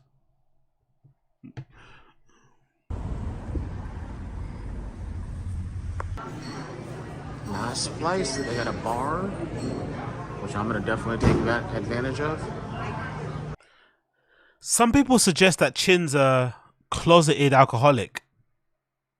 Or like a sly one, incognito one. Stealth alcoholic. I'm starting to believe that too. Chin drinks a lot, bro. Obviously, there's a bar there. I'm gonna obviously get there. What is it? Obviously, there's a bar there. Bar? Which I'm gonna definitely take advantage of. Which I'm gonna take advantage of. He's probably looking for a hot pot there. Obviously, there's a bar.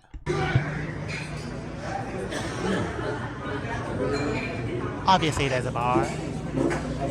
Oh, Booth. What's with you guys and Booth? By the way, what's with the fucking obsession with booth seats in the US?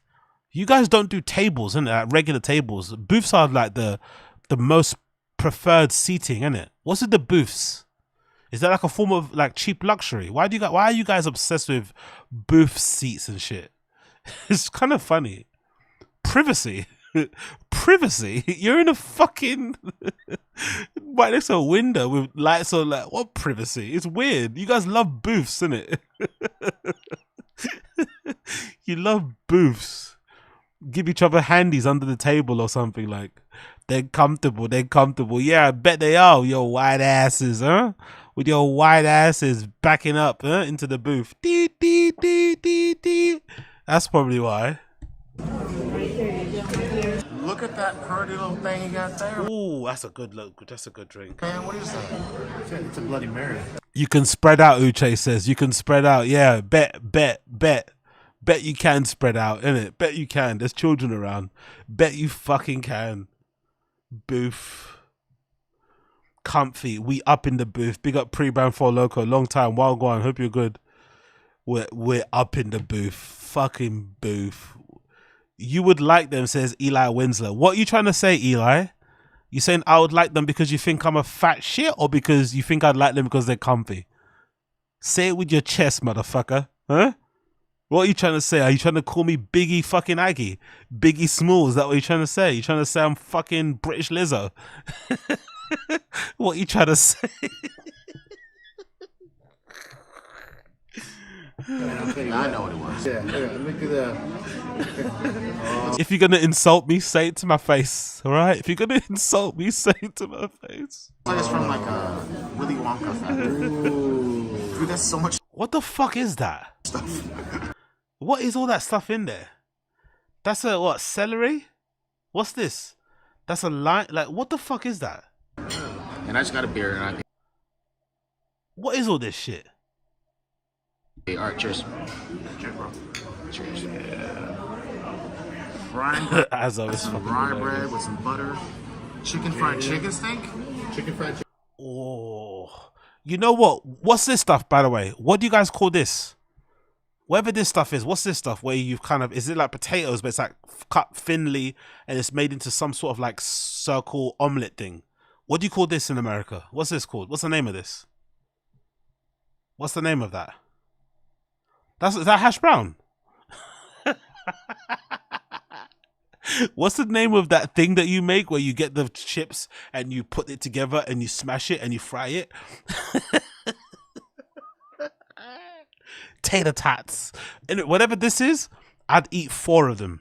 Whatever this is, I'd eat 4. I also love how I'm pretending not to know what the name is, isn't it? Right? What is that? What's that taste like? This is so rich.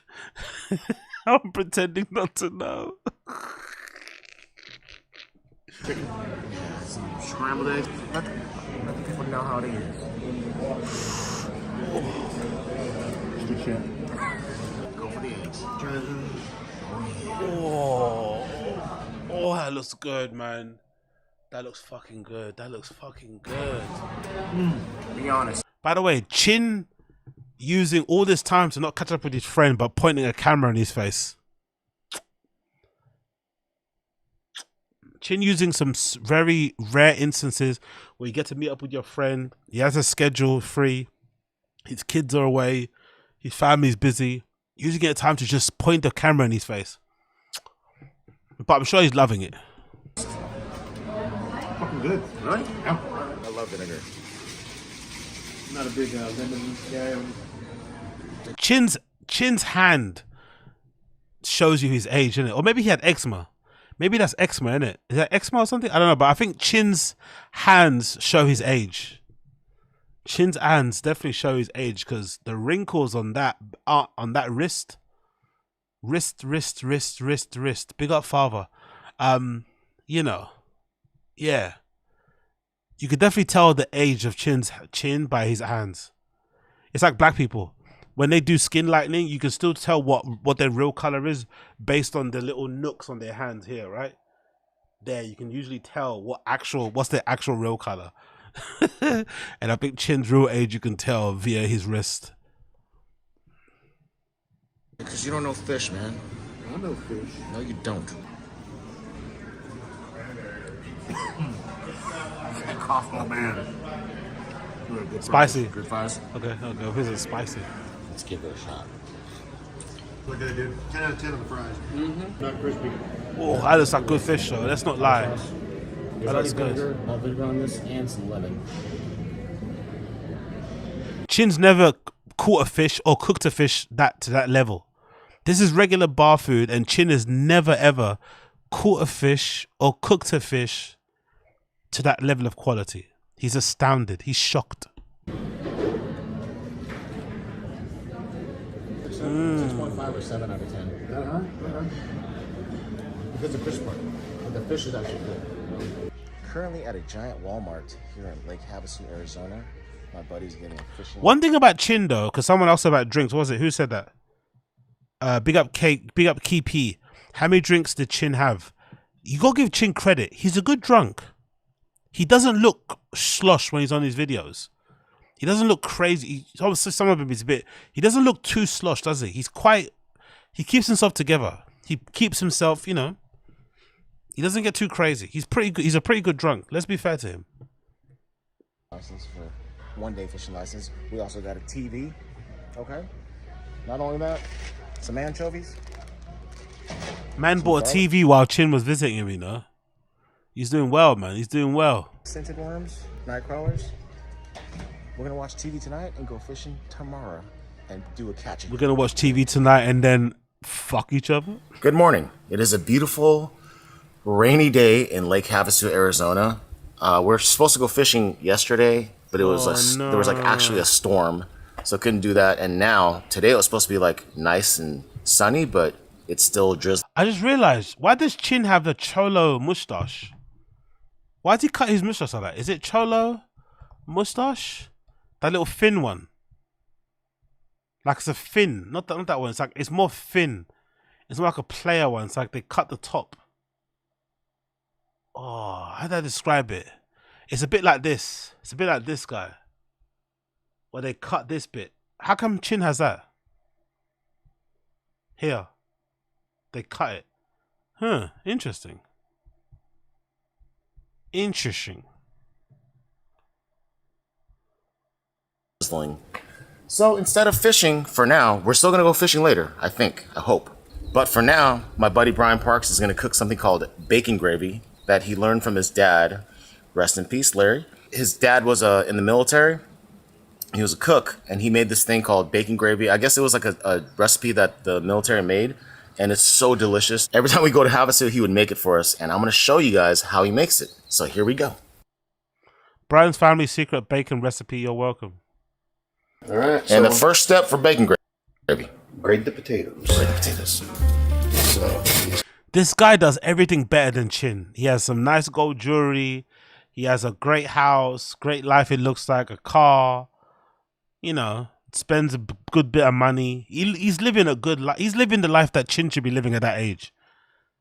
You know, let's say he could probably cook himself up a good munch as well.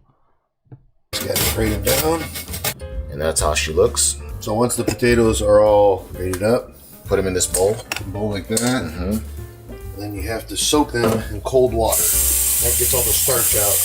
You'll rinse them. I did this. Soak them. That's a good way also to cook really good roast potatoes, by the way.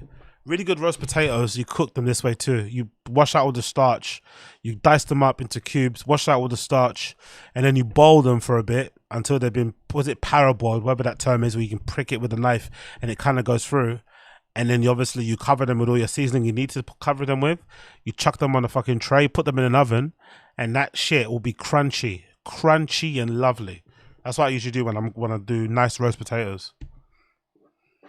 4 times. Then you gotta let that sit for about 3 or 4 minutes. Okay.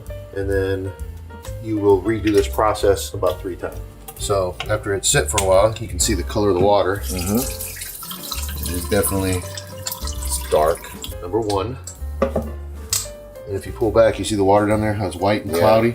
That's all the starch. All right, that'll be round 2. Just wait. Let that soak for another 3 minutes. Nice. This is the The climax. last drain. See the water, how clear that is? Look at that Ooh, water. he's got a matching bracelet and necklace. I love it. Giving to Tony Soprano vibes, Another isn't 3 it? minutes. He's got a matching is the necklace. last drain. Necklace and a chain. And a fucking bracelet. I love it. I love it. I love it. See the water, how clear that is? Look at that water. Oh, yeah. A lot clearer. So the drains? So then I just drain this out. Yeah, so the next step I'll show you. So then once the potatoes are pretty much drained, what you're going to do is take your potatoes and set them on a cloth. Yeah, true. I've done this also with chicken fillets or chicken cutlets. If you want to make really good ones and you want to fry them breaded, when you wash your chicken, if you should wash your chicken, by the way, don't be a creep that doesn't wash it. Just rinse it under a tap and get rid of the gunk and shit. You dry it out. It tastes amazing. Big up Assad. Chin's hubby is wearing $7 worth of gold. Nah, he's got more than that. That looks good. That looks like good gold. That looks like that good family gold. That's what that gold that gets passed down from your parents and shit. That's that good gold. That's that gold that was bought in the 80s or the 70s or 60s, you know? Back when gold was way cheaper. That's that good gold. Oh. Wrap the potatoes like so.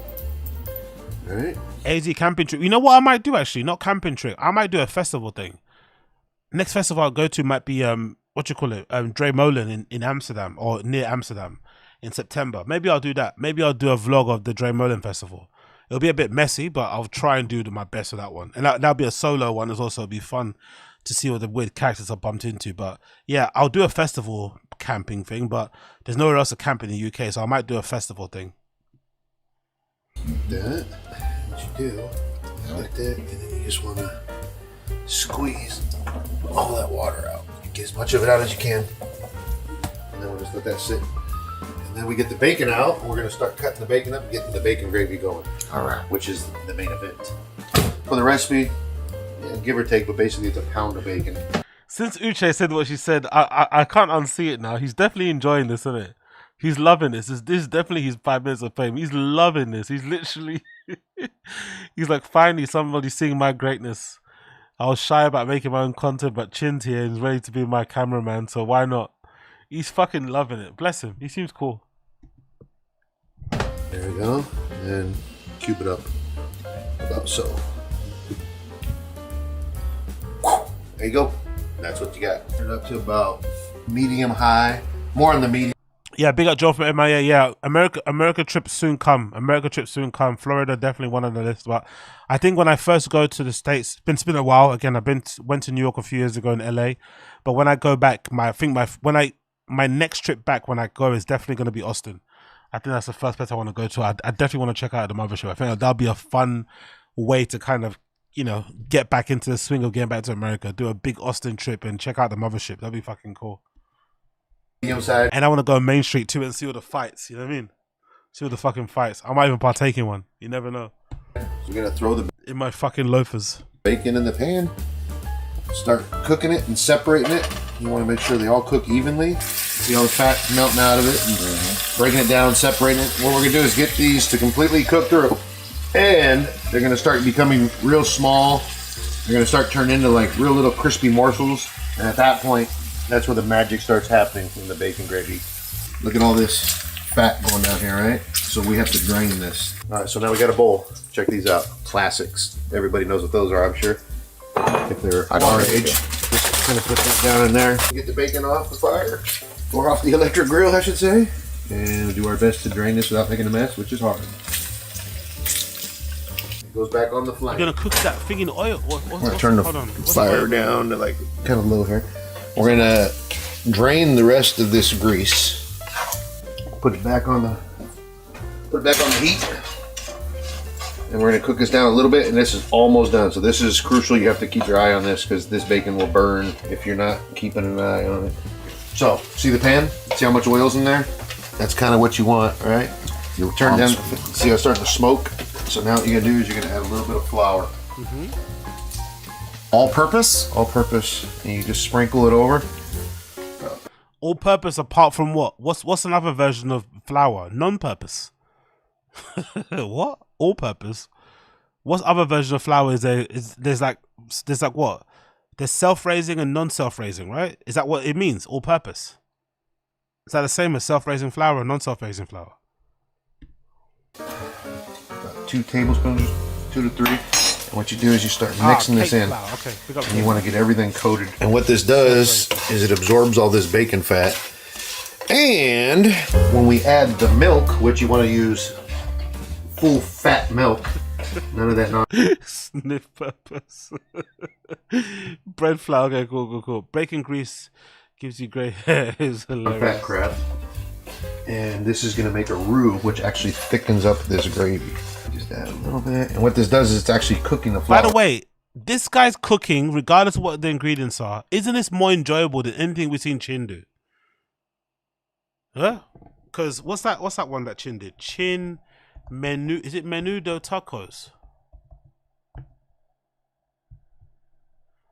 Remember this? Remember this banger? Remember this fucking banger? Remember this? Remember this banger from Chin? Menudo taco?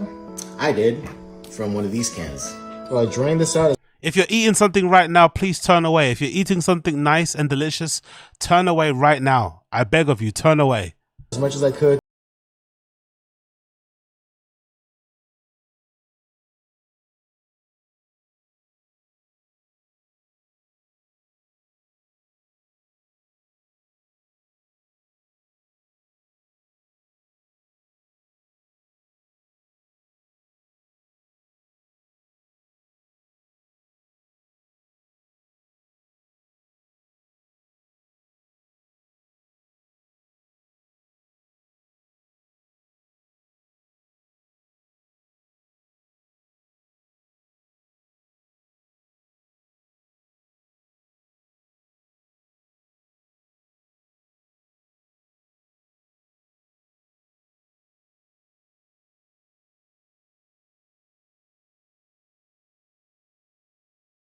Give it a shot.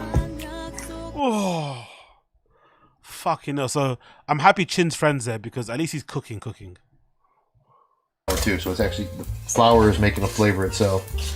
So it's smelling amazing. Oh yeah, dude. We are going to add milk. Now I don't have a measurement on this. What I do is I just pour it in till it's about 1/4 inch above the bacon. Just start pouring it in. And fucking hell. That's probably about good right there. That's a lot of milk. Until you get it to boil. And you just got to keep it mixing because this is where you're actually... Bacon custard is fucking wild. Man's making bacon custard, you know. That's some big back shit. Bacon custard. Juicing the flour into the milk, which will turn this whole thing into a nice thick substance. And once it starts boiling, you'll turn it down to simmer. You got to keep stirring it. And then what you're going to do is add some freshly ground black pepper or stuff out of a container. Look at this. See how this is like getting like a film? I don't know if you can see that, like a film over there. That's the flour. That film would make me gag. That film would make me gag, bro. I could not eat. I could not drink. If I saw that, I'd gag. I couldn't swallow that shit. Interacting with everything, so you got to keep it going. And you add a decent amount of pepper. And this is an important process when making this bacon gravy. As it starts thickening up, you always got to move it. If you leave before you know it, it can boil over. And really? Big up Josie. Try this with pork sausage over a biscuit. What we call a biscuit. Yeah, okay, sounds good. What is? I don't know what's going on. Complete mess on your stove, and 2, it'll clump up on you. You won't have a nice smooth gravy. And it's in the simmer, and then you'll be doing this for about 10 minutes. So we're not going to have you watch that. We're just going to have you come back in 10 minutes. So now you can see the bacon gravy is coming together. So look at this. It's starting to, it's getting thick from the flour, and then the bacon is infusing in it with the pepper that we added. So this is almost done, and that's why you got to keep this going, because see on the sides it'll start coming up, and this can burn. Yeah, so you got to always keep this going, stir it. Yeah, so now it's off the flame, got it to the side. This probably tastes delicious, but this is some big back shit. This is some big back shit. This is this type of shit people eat and they say, I could never lose weight. I've done all the diets. I could never lose weight. I just don't know what's going on. Big up Adzi. This reminds me of Aunt Fee. Yes. This reminds me of Aunt B. And B, I mean big. Big up Adzi. Stirring it. It's going to cool down because it's already... You can see it's like a gravy. And it'll thicken up even a little more. Pour that over some fries. You're talking.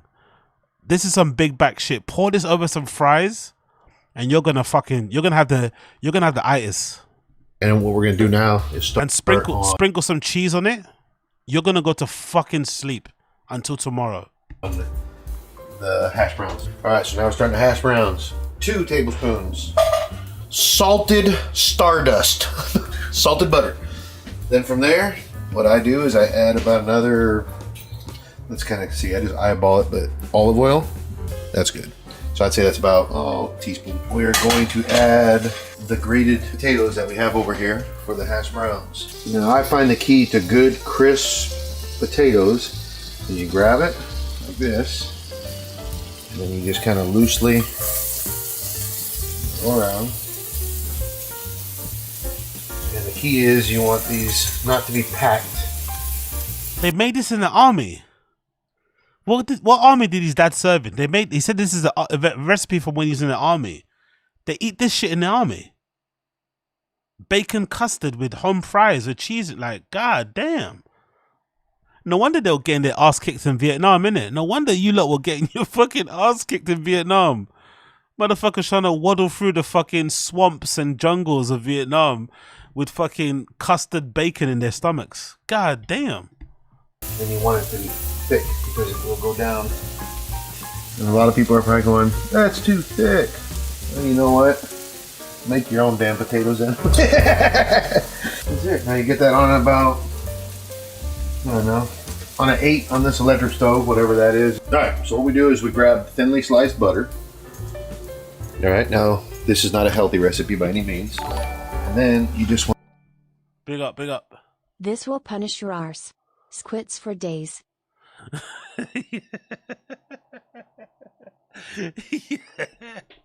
Yo, they must go through industrial size amount of fucking toilet tissue. They must get those toilet tissue packs that you get from Aldi that come with like 36 and they finish them in a week. They must go through they must have one of those brushes that, you know, you fucking clean elephants with to fucking shove the shit down the fucking toilet. Imagine. This is what they cook at home. Imagine what they order, takeout or delivery. God damn. Want to place evenly over. Is that cheese or is that butter? What is that cheese? What we do is we grab thinly sliced butter. But more butter. There's butter in everything. There's milk, there's butter, there's flour. Fucking hell. All right, now this is not a healthy recipe by any means. And then oh, really? You just want to place evenly over the potato. Why not just drizzle some olive oil on the top instead and then flip it so you can get a little crunch? Why does it have to be slices of butter that thick? Surely you can brown it with just a bit of olive oil, no? Potatoes, like so. And then you're just going to let that kind of melt a little bit. Okay, so now get these sliding around a little bit. Or maybe the butter's to thicken it up, right? Or just to make it more greasy. I don't know. Is it necessary to do the butter? Got the butter melting down.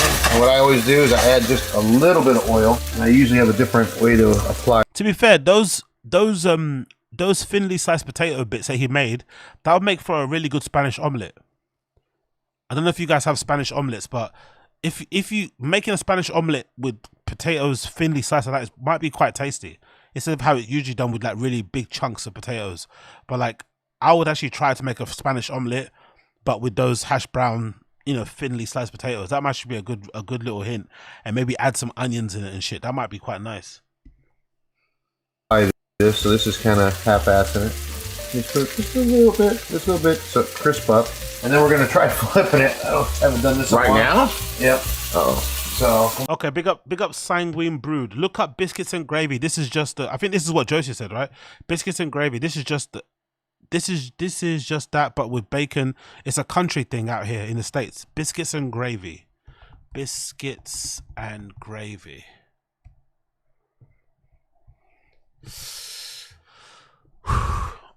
Ah, okay, cool. I see. Yeah, it is. Yeah, you're right. It looks kind of the same as well. The color. Oh, you can put it between two. Oh, is that? I thought that was a baguette. That'd be quite nice in the baguette, actually. This is like a scone, a biscuit. What? Where you go? It's basically a scone, but you call it a biscuit. Why would you call something that isn't a biscuit a scone? By the way, isn't a biscuit like a cookie? That's a biscuit, right? Or do you call all biscuits in the fucking States are actually called cookies? Because this is not a cookie. This is not a biscuit. It's a scone.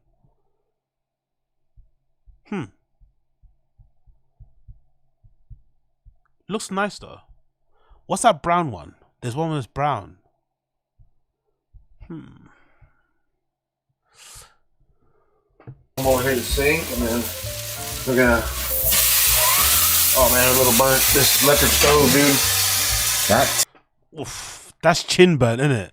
That's Chin style burnt. Chin's alright with that. He eats that kind of burnt stuff all the time. To me, looks good though. Of course, Chin said it looks good. You see, I knew Chin would say that. Chin's like that guy was a bit annoyed that he burned it. That guy was a bit annoyed. Like fuck, he burned it. Chin seemed super happy. That's his normal. That's what all Chin stuff looks like. So I'll come over here to the sink, and then we're gonna. Oh man, a little burnt. This electric stove, dude. That to me looks good though. Of course. A little bit on the burnt side, but it'll crisp up. Just cut this. We're gonna half it. Half goes here. Half goes here. If Chin wasn't there, he'd heat the whole frying pan. If Chin wasn't there, he'd eat the whole fucking frying pan with that fucking gravy custard shit. That's a legend. I like this guy. Real big back OG. Doesn't fuck around, bro. Cover that shit with some cheese also. Come on, big boy. Let's go. Custard gravy. There we go. Oh, the smell is just incredible. To be fair, that looks yummy. I'm not gonna lie. I would fucking demolish that. Not gonna lie. We good? Yeah. All right. Zeke, hold on. Is that one of those other grape drinks that Chin loves, or is that a beer? Is that one of those weird grape drinks Chin loves, or is that a beer? Is that one of those? What's that Chin drink that he likes to pretend to be healthy? 0-calorie drinks, some nonsense, or is this a beer?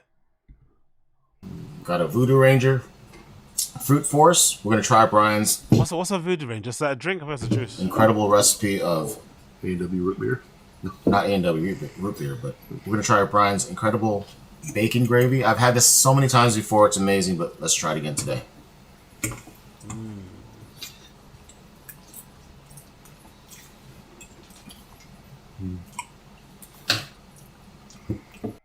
The fact that Chin's glasses fell off his face like that is probably a sign that most likely his glasses were always broken, but he just kept them on.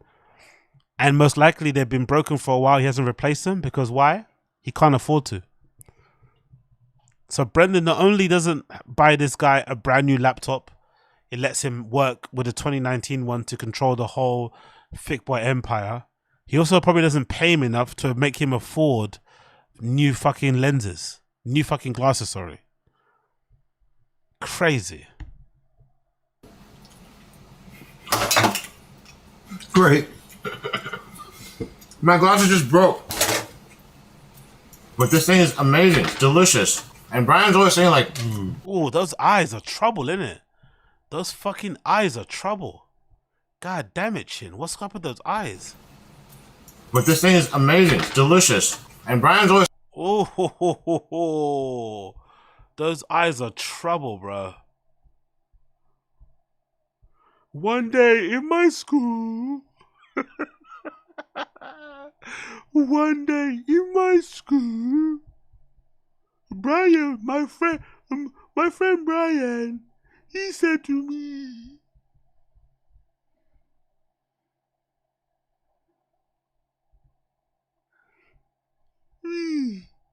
Brian, my name is Chin. They're saying like, it's a simple recipe. It's not that bad to make. It's not that hard to make. But to me, I'm like, this took like, what, half an hour? Give or take. Yeah. To me, that's a lot of work, but I think it's Chin's a lot of work. Chin would prefer to go to 7. Oh, look at that. Oh, he's looking at me. I feel like he's looking at me there. What a grab. He's looking straight at me there. Brian's looking straight at me there. Da, da, da, da. He's feeling guilty because we all know he took the bigger half. He's hearing us. He's hearing us take the piss out of him because he took the bigger half. He knows we caught him. We know he took the bigger half.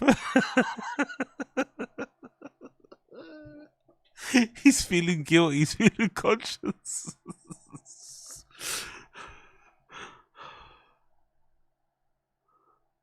100% worth it. Chin would prefer to go to 7-Eleven. That's why half an hour work is too much. He would prefer to go to a 7-Eleven. If there was a 7-Eleven near, he would probably go there instead and get a sausage and just, or what does he like to do? Buy an egg. Buy one egg or something. A boiled egg. A cold boiled egg. I did the low sodium version, which I think needs more salt, but Chin don't like salt.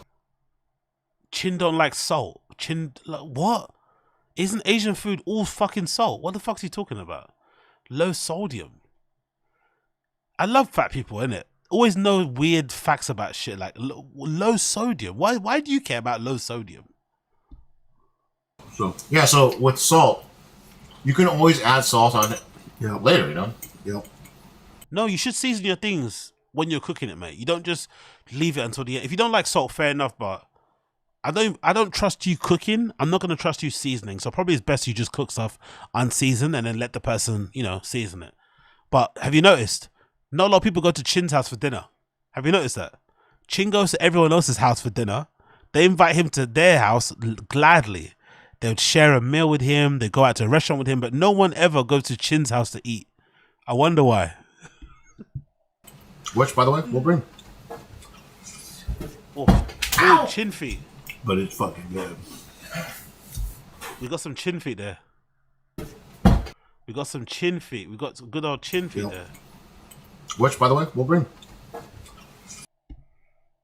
We got some chin feet. Whoops. We got some chin feet there. Hey, good old chin feet. Look at that. Look how you could tell he doesn't moisturize his feet. Look how dry his feet are. God damn it, bro. Ow! But it's fucking good.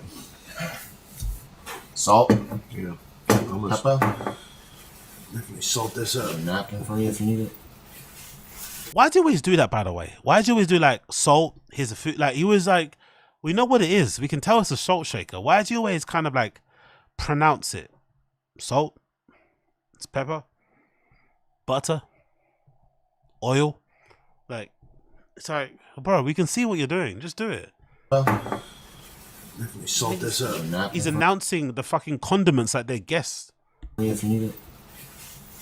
Yeah, my biggest pet peeve is like things are when they're too salty, you can't change Tism. it, right? You can't do anything. But if it's not too salty, you can always add salt. So what So basically, when your food is shit, you can help improve it by seasoning it. I get it. the heck? Yeah, but some recipes, the salt, when it cooks in with it, it infuses better. I hear you, but I had to keep you. Imagine Chin arguing with somebody that cooked him a home cooked meal he hasn't had in a while. Bro, don't argue with the fucking cooker of the food. Eat it and enjoy it. Also, you have no right to argue because you cook terribly. We've seen what you cook. We've seen Chin's level of cooking and it's not good. So he has no reason to talk at all. You and mine. Yeah. Thanks. You're a good friend. You're a good friend too. I know. Oh yeah. Salt made it better. Salt makes it better, right? Yeah. But I mean, it's already like so savory. It's so good. But the salt just adds a little extra, you know? Yep. Hold on, that's bacon, isn't it? Bacon. And they're adding salt to bacon. That's some real fat boy shit. Adding salt to bacon with milk? That's a decision, bro. Fuck. Now, normally when I make the hash browns, I add like a seasoning salt to it, and that helps because the potatoes kind of bland. It was just a little butter and oil, but when you add the salt to it, makes a big difference. And then this is not the normal bacon I use because we got it at Walmart here in Havasu. I like using. I would suggest using Farmer John's original bacon. Their bacon has the best flavor. It cooks.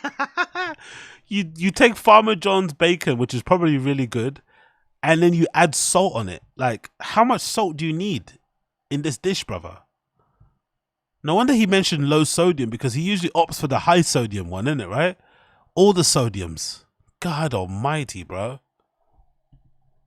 Cooks the best. But we work with what we got. And I just tell you that this is absolutely delicious. Can I tell you to wipe that little, custard cum from the corner of your mouth, please? Can I tell you to wipe that custard cum from your fucking mouth, if you don't mind? You're a grown-ass man. You're staring into the camera. Maybe wipe some of that custard pre-cum off your mouth, and then we can talk. Is that possible? Cool. So you made it. Delicious. I'm saying I like it for myself. It's good.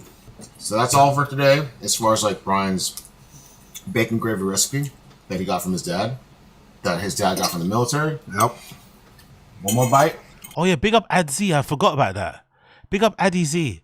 Bacon plus salted butter, which was put in the custard, and the butter again was put in the fries, isn't it, right? The butter was put at the bottom of the fries and the top of the fries, plus salt.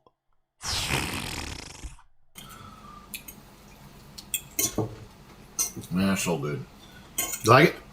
And the memories that come back, and nostalgia. Yeah, don't talk when you're eating, please. No.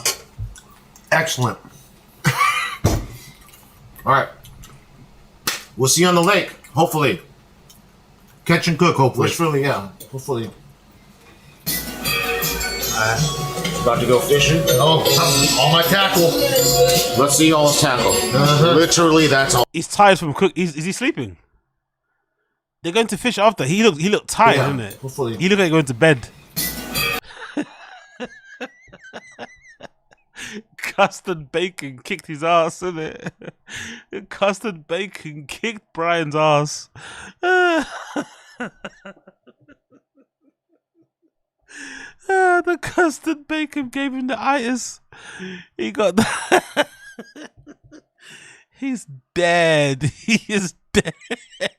He took that big half, He's regretting taking that big half now, isn't it? He took that big half. He wants to go sleep, and Chin wants to create content. This is the problem of being friends or being in a gay relationship with a content creator. He wants to go sleep, and Chin wants to go create content. Look at him.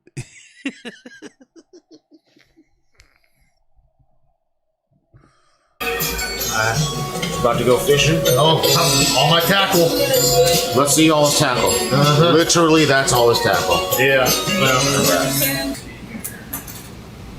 dude, I haven't done this in fucking years. No. That's why it's good to do. Fucking no, Chin got them ape. Once in a while, man. Yeah. Fucking. Chin could definitely pick up I think Chin could write a letter with his feet, innit? They got a mind of his own, innit? Chin could write a letter with his feet. Chin could definitely play an instrument with those feet, innit? Chin could definitely do things with those fucking feet. Yeah. Well,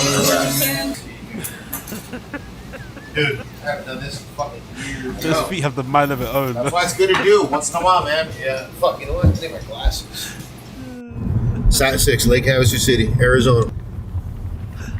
Oh, I have to take the left side. Oh, they have cover. Yeah. Cool. We've arrived to a place called Site 6 in Lake Havasu, Arizona. There's Brian Parks. What's up, everybody? How you doing? Good to see you. He's a white man. Nice to meet you. I am a white man. And he said that this is probably one of the better places to fish here, so we're going to try to do a catch. Chin is definitely a bottom, innit? Chin is definitely a bottom. He said, look at that face. This is my boyfriend, Brian. He said this lake in particular is just ravishing with fish. It's just overflowing with fish. It's almost bursting with fish, he'd say, right? I'll show you something that bursts tomorrow night. Chin is definitely the bottom. He's definitely the bottom here, innit? Brian, slow down. I'm only little. Man. And he said that this is probably one of the better places to fish here, so we're going to try to do a catch and Well, cook. considering we have a Honda Civic to fucking navigate the island, can't go to too many other places. And plus, it was rain. It's sprinkling right now, so we're not sure how the fish is going to be, but we're going to try our best and do a catch and cook. Okay? Oh yeah, that's Chin busting it down, isn't it? That's Chin busting it down, bro. But Look we're at gonna try our that. best and do a catch and cook. Okay? Boom. Chin busting it down, isn't it, eh? Drop, drop, drop, drop, drop.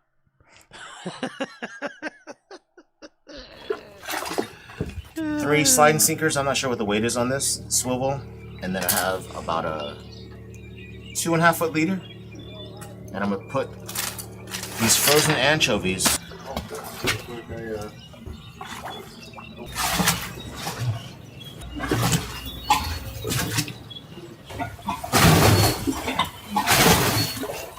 Check this out. This crane's just chilling right there. Chin wants to eat that so bad. Chin wants to eat that so bad. Chin wants to catch and cook that.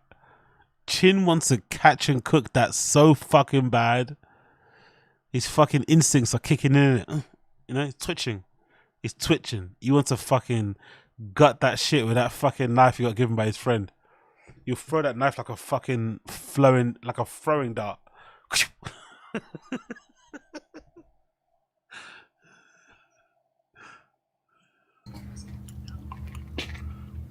Pretty cool. And that's where we're at. Just waiting for a bite. Oh, thanks, dude. There he goes. Eating a little this piece of bait. Any luck today? Any luck? I've caught. The more you shout, probably the luck is gonna run out. No, you're shouting. Aren't you meant to? You're not meant to shout like this. So when you're fishing, no, or am I mistaken? You're not meant to shout like this, right? I don't think the shouting helps. Probably. 4 little baby guys. One was average, but the other one was just all babies. Oh, what kind? Stripers. Stripers? Stripers. On anchovies, or what are you doing? On anchovies. Oh, nice. Cool. Thanks, bro. I casted the Panther Martin Spider for quite some time. All around the dock.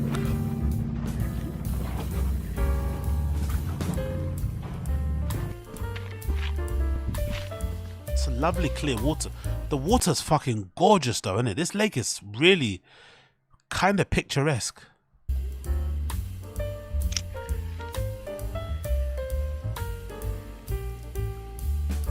Well, the way things are going, we ain't catching nothing. But you know what? Time for more custard gravy. Time for more bacon gravy, custard gravy, custard bacon. It's beautiful out here. Hey, man, I'm talking to the camera, bro.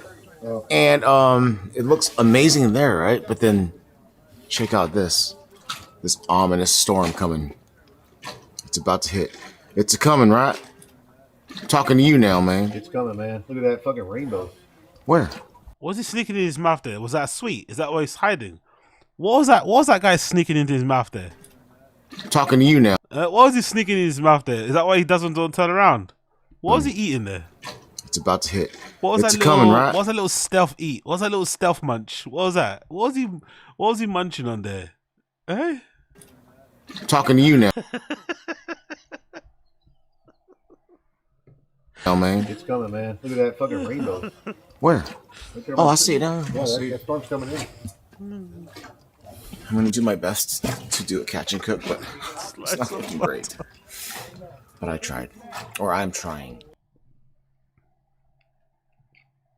He definitely looks like he went to like Berlin Pride. He's doing a vlog. Hi guys, it's me back on YouTube again. Welcome back to my YouTube. I'm at Berlin Pride. All right, it looks like he's recording a video at Pride or something, right? We just landed. Bags are all fucking picked up, and we had a little bit of a scare. You know, Brian lost his luggage, but I calmed him down. We got sorted, and we're on our way to the hotel. Get ready with me.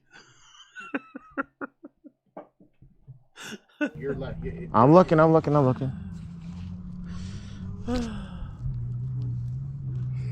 I love it. I'd give it a jerk. You either have a fish on it or your bait's gone. Hold on, let's see. Two good tugs. Let me see.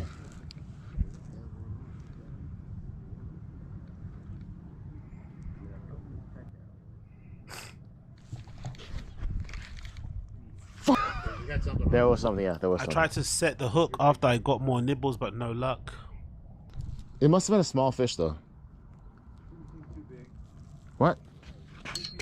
Definitely, I saw it just having to turn to talk to you, and I see this thing whipping. And I, what the fuck? We tried. We thought we had a bite, a couple bites. You had a bite. You actually did. Yeah, I did, but didn't work out. It's all good. Good luck, everybody. Fucking nail, Chin. Shut the fuck up, man. Aren't they fishing? Good luck, everybody. Hell yeah. Why is he screaming? Shut up, bro. Chin is probably main character intro in energy, innit? Like, what? You actually did. Yeah, I did, but Good luck, didn't everybody. work out. It's all good. Good luck, everybody. What a responsing. Bust it out. Bust it out. Oh, of course. I wonder what they're gonna put on this bread. Will they put butter? What will they put on that bread? Will they put butter? Will they put nothing? What will they put on that bread, I wonder? What will they put on that bread, huh? What will they put on that bread? I wonder what they will put on that bread. Bread, some butter, garlic butter. Of course, some garlic butter. Extra salt? You gonna add some salt on it as well? With the butter. There he goes. There he goes. Look at Chin being a model. Look how much butter he put on it. A tiny bit on the tip. Some butter, garlic butter. Tiny bit on the tip. Look at Chin being sensible. There he goes. There he goes. Let's see. I wish the bread was a little warmer, but it's good. Yeah. I don't do carbs. I don't do carbs. You've been eating nothing but carbs, honestly. He's definitely learned that from Brendan, innit? Have these weird insecurities about food. Mention that you don't eat it, but then always eat it. Cool. That often, but what's my bro? I've been eating carbs. With butter.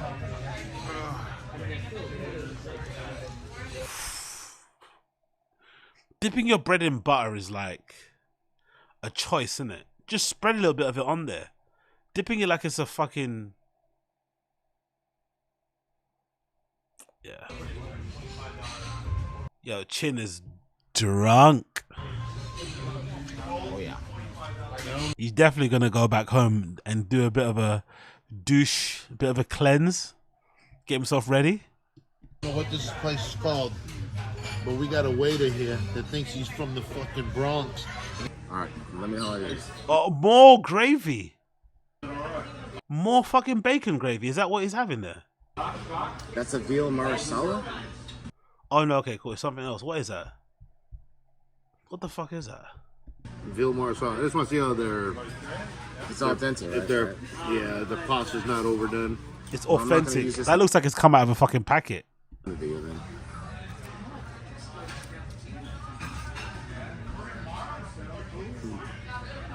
Yep. That's a veal?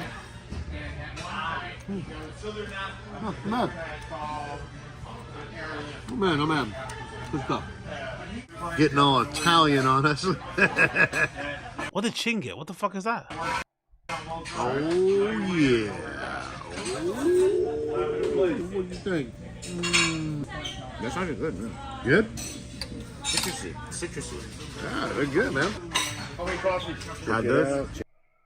That doesn't look good, does it? That doesn't look good. I'm not gonna lie. That doesn't look that great. That looks pretty shit. We videotape him. They got that and a pizza. They got a meal each and a pizza on the side. Chin, I don't do carbs, Sue Yi. Chin, I only eat carbs on the weekend. Sue Yi is backing a pizza as a side dish. This is some big back shit. Even I haven't done this. At my fattest, I haven't had a pizza on the side or some pasta. on the side, the whole fucking pizza. This. Is that a meat feast? Is that called burger? Is that burger bits? What is that on the pizza? Is that burger? Is that slices of like burger patty?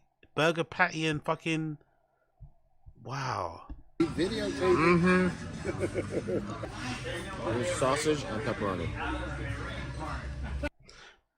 Exactly. You see, exactly, Keith T. I don't think there's a... I think he's shown us everything. This is probably the extent of the interaction. All camera. He doesn't even do that, the gracious thing of like being a content creator and recording a bit, then putting it down, and then recording after the meal. He's recording the whole thing. The guy's probably on edge. He can't calm down, having to drink some beer to calm him down or get him loose, and he's still not loose because then he's got a camera in his face. And Chin can't even put it down. It's just always fucking... I don't know. We don't even need his content. He's eating some shitty restaurant food that we've all eaten before, but you don't vlog about it. Oh, hot. Pizza? Hey. There's some pepper. Pizza on the side is fucking wild. It's good. It's hard to do pizza wrong though, you know? I've had some jacked up pizza. Huh? Where? I can't remember. Say it now. Where? Where? Southern California. I don't know where. Oh, actually, this is kind of salty though. The pizza? Yeah. All right, we're all done here pretty much. What's your last thoughts on this? Well, you want my honest review? I want the most honest. Wasn't good, I'm was gonna it? give this place about a 3 out of 10. I'm about to say, it's not good at all. The service was subpar. You can tell the food looks shit anyway. He's a big boy. He definitely didn't like it. There was a lot of food left on the plate. He was taking really long to eat it. You could tell straight away. It's look pretty shit. Don't get me wrong. It's Chin filming it from an iPhone. I'm obviously viewing it on a stream. My settings aren't the greatest, and it's kind of grainy. But you could tell, looking from the video, it's not good. Which makes Chin recording the whole thing really strange. Really, it's not really strange. Because it's like, you're recording shitty restaurant, like shitty bar restaurant, like what? Let's just say Al Pacino was serving. It's not that great. Let's hold our horses. It's not that great, and he's not impressed. He gave it a 3 out of 10, but that plate is fucking cleaned. That plate has been cleansed. That plate has been fucking demolished. 3 out of 10, by the way. Not that great.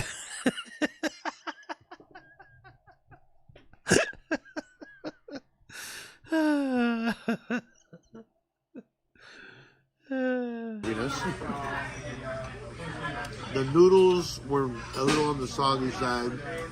The mushroom sauce was basically mushroom sauce, mushroom and water. Pizza's a little bit on the salty side, but it wasn't too bad. The veal was tough. And I'll be honest with you, frankly, I'm not happy. I'm not happy at all. So, that's it. I know the vlog came to like an abrupt and sort of negative ending, but I'm going to make it positive. I have all these 3 pieces of merch that I got from Into the AM, so I'm going to give them away. If you made it this far into the video, just comment or send me a question below, and then I'll just pick 3 people to send this to. And then also, these are all in size large, so if you're not a large, maybe you could send it to one of your friends or family members or whoever that has a size large. But yeah, comment a question, and then I'll send these out to you. These are joggers. This is a polo, and this is a graphic tee. All right, I guess if you want that, comment down below. I liked it anyway. It was fun. Nothing like hanging out with an old friend. Nice to see Chin's friend. Teach him how to cook. He knows what he's doing. No more pizza burgers. Condom fishes and soy sauce banh mi's. Exactly. What's Chin's reaction here? I love your food videos. They make me laugh. My guilty pleasure. Do more like these. A long weekend at Loki Hangout. Exactly. Exactly. Less of your LA friends, mate. Loki Hangout spots looks great. A good old fashioned hang. 100% making some bacon gravy ASAP. Chin, I want to see more videos with good friends. See? These friends are better than the other ones. New glasses look, Chin. Let's go. Does Papa cover your glasses through work benefits? That's the big question. Does Bappa cover your glasses through? If you can't buy him a laptop, I don't think he's going to buy him glasses. Another great vlog, Chin. Tell Brian, thanks for being part of it. Love the content, brother. Your blogs are always amazing. Bad Italian really does suck, but a good hang with old friend is priceless. So all I bet with a good weekend. Chin and outdoor boys. Finally, some food I can get behind. Yo, this Kevin loves Chin, innit? My glasses break due to screw too. Okay, this guy really knows what he's doing. DN, take it personally. Don't take it personally, Chin. It's just what happens when you're a certified homeless bee. Hope you join us one day. Finally, no drunk college meals. That's very true. That's a good way to describe Chin's culinary eats. Drunk college meals. That's what they are, innit? They are. When you come back home or back to your fucking dorm after a boozy night out, whatever you can find in the fridge, especially when you're young, you know, your metabolism is fucking crazy. You just shove it down your fucking esophagus. No real care if it's nice or not. Bruh said Al Pacino. Thanks for the content, Chin. Cool vlog. That bacon soup is high waist to heart waist. Is that it? That bacon soup is worse than bacon gravy. It's high waist to heart attacks. 11. Take notes, Chin. Keep an eye on it, and it will burn like your T-bone steak. Chin, please make camping and fishing videos, even behind the scenes. God, remember the days of running gas cars at Flying Joe's. Chin, camp and cook, or catch, cook and eat, or just cook and eat. This guy is going in on him, isn't it? Does he help hide the bodies? When are we gonna get to see another catch and when are we gonna see an actual catch and cook? Do you really want to see this guy catch a fish, murder it, and then try and cook it? Like, I don't think I want to see. I don't want to see Chin trying to bread a fish fillet on a cutting board with no egg. I don't want to see that. All going fishing. What happened to what happened to the lady?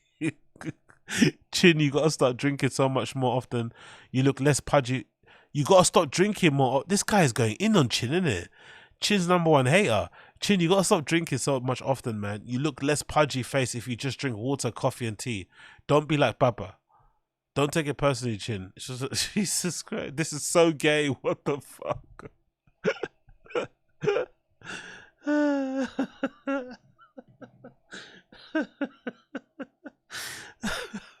Chin's comments are brutal. It's like the Fighting the Kids subreddit.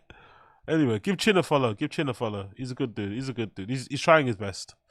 He's trying his fucking best. He's only trying his fucking best. Anyways, my friends, it's 7 a.m. here. I gotta leave. I gotta bounce. Work week has started, my friends. The work week has started Monday.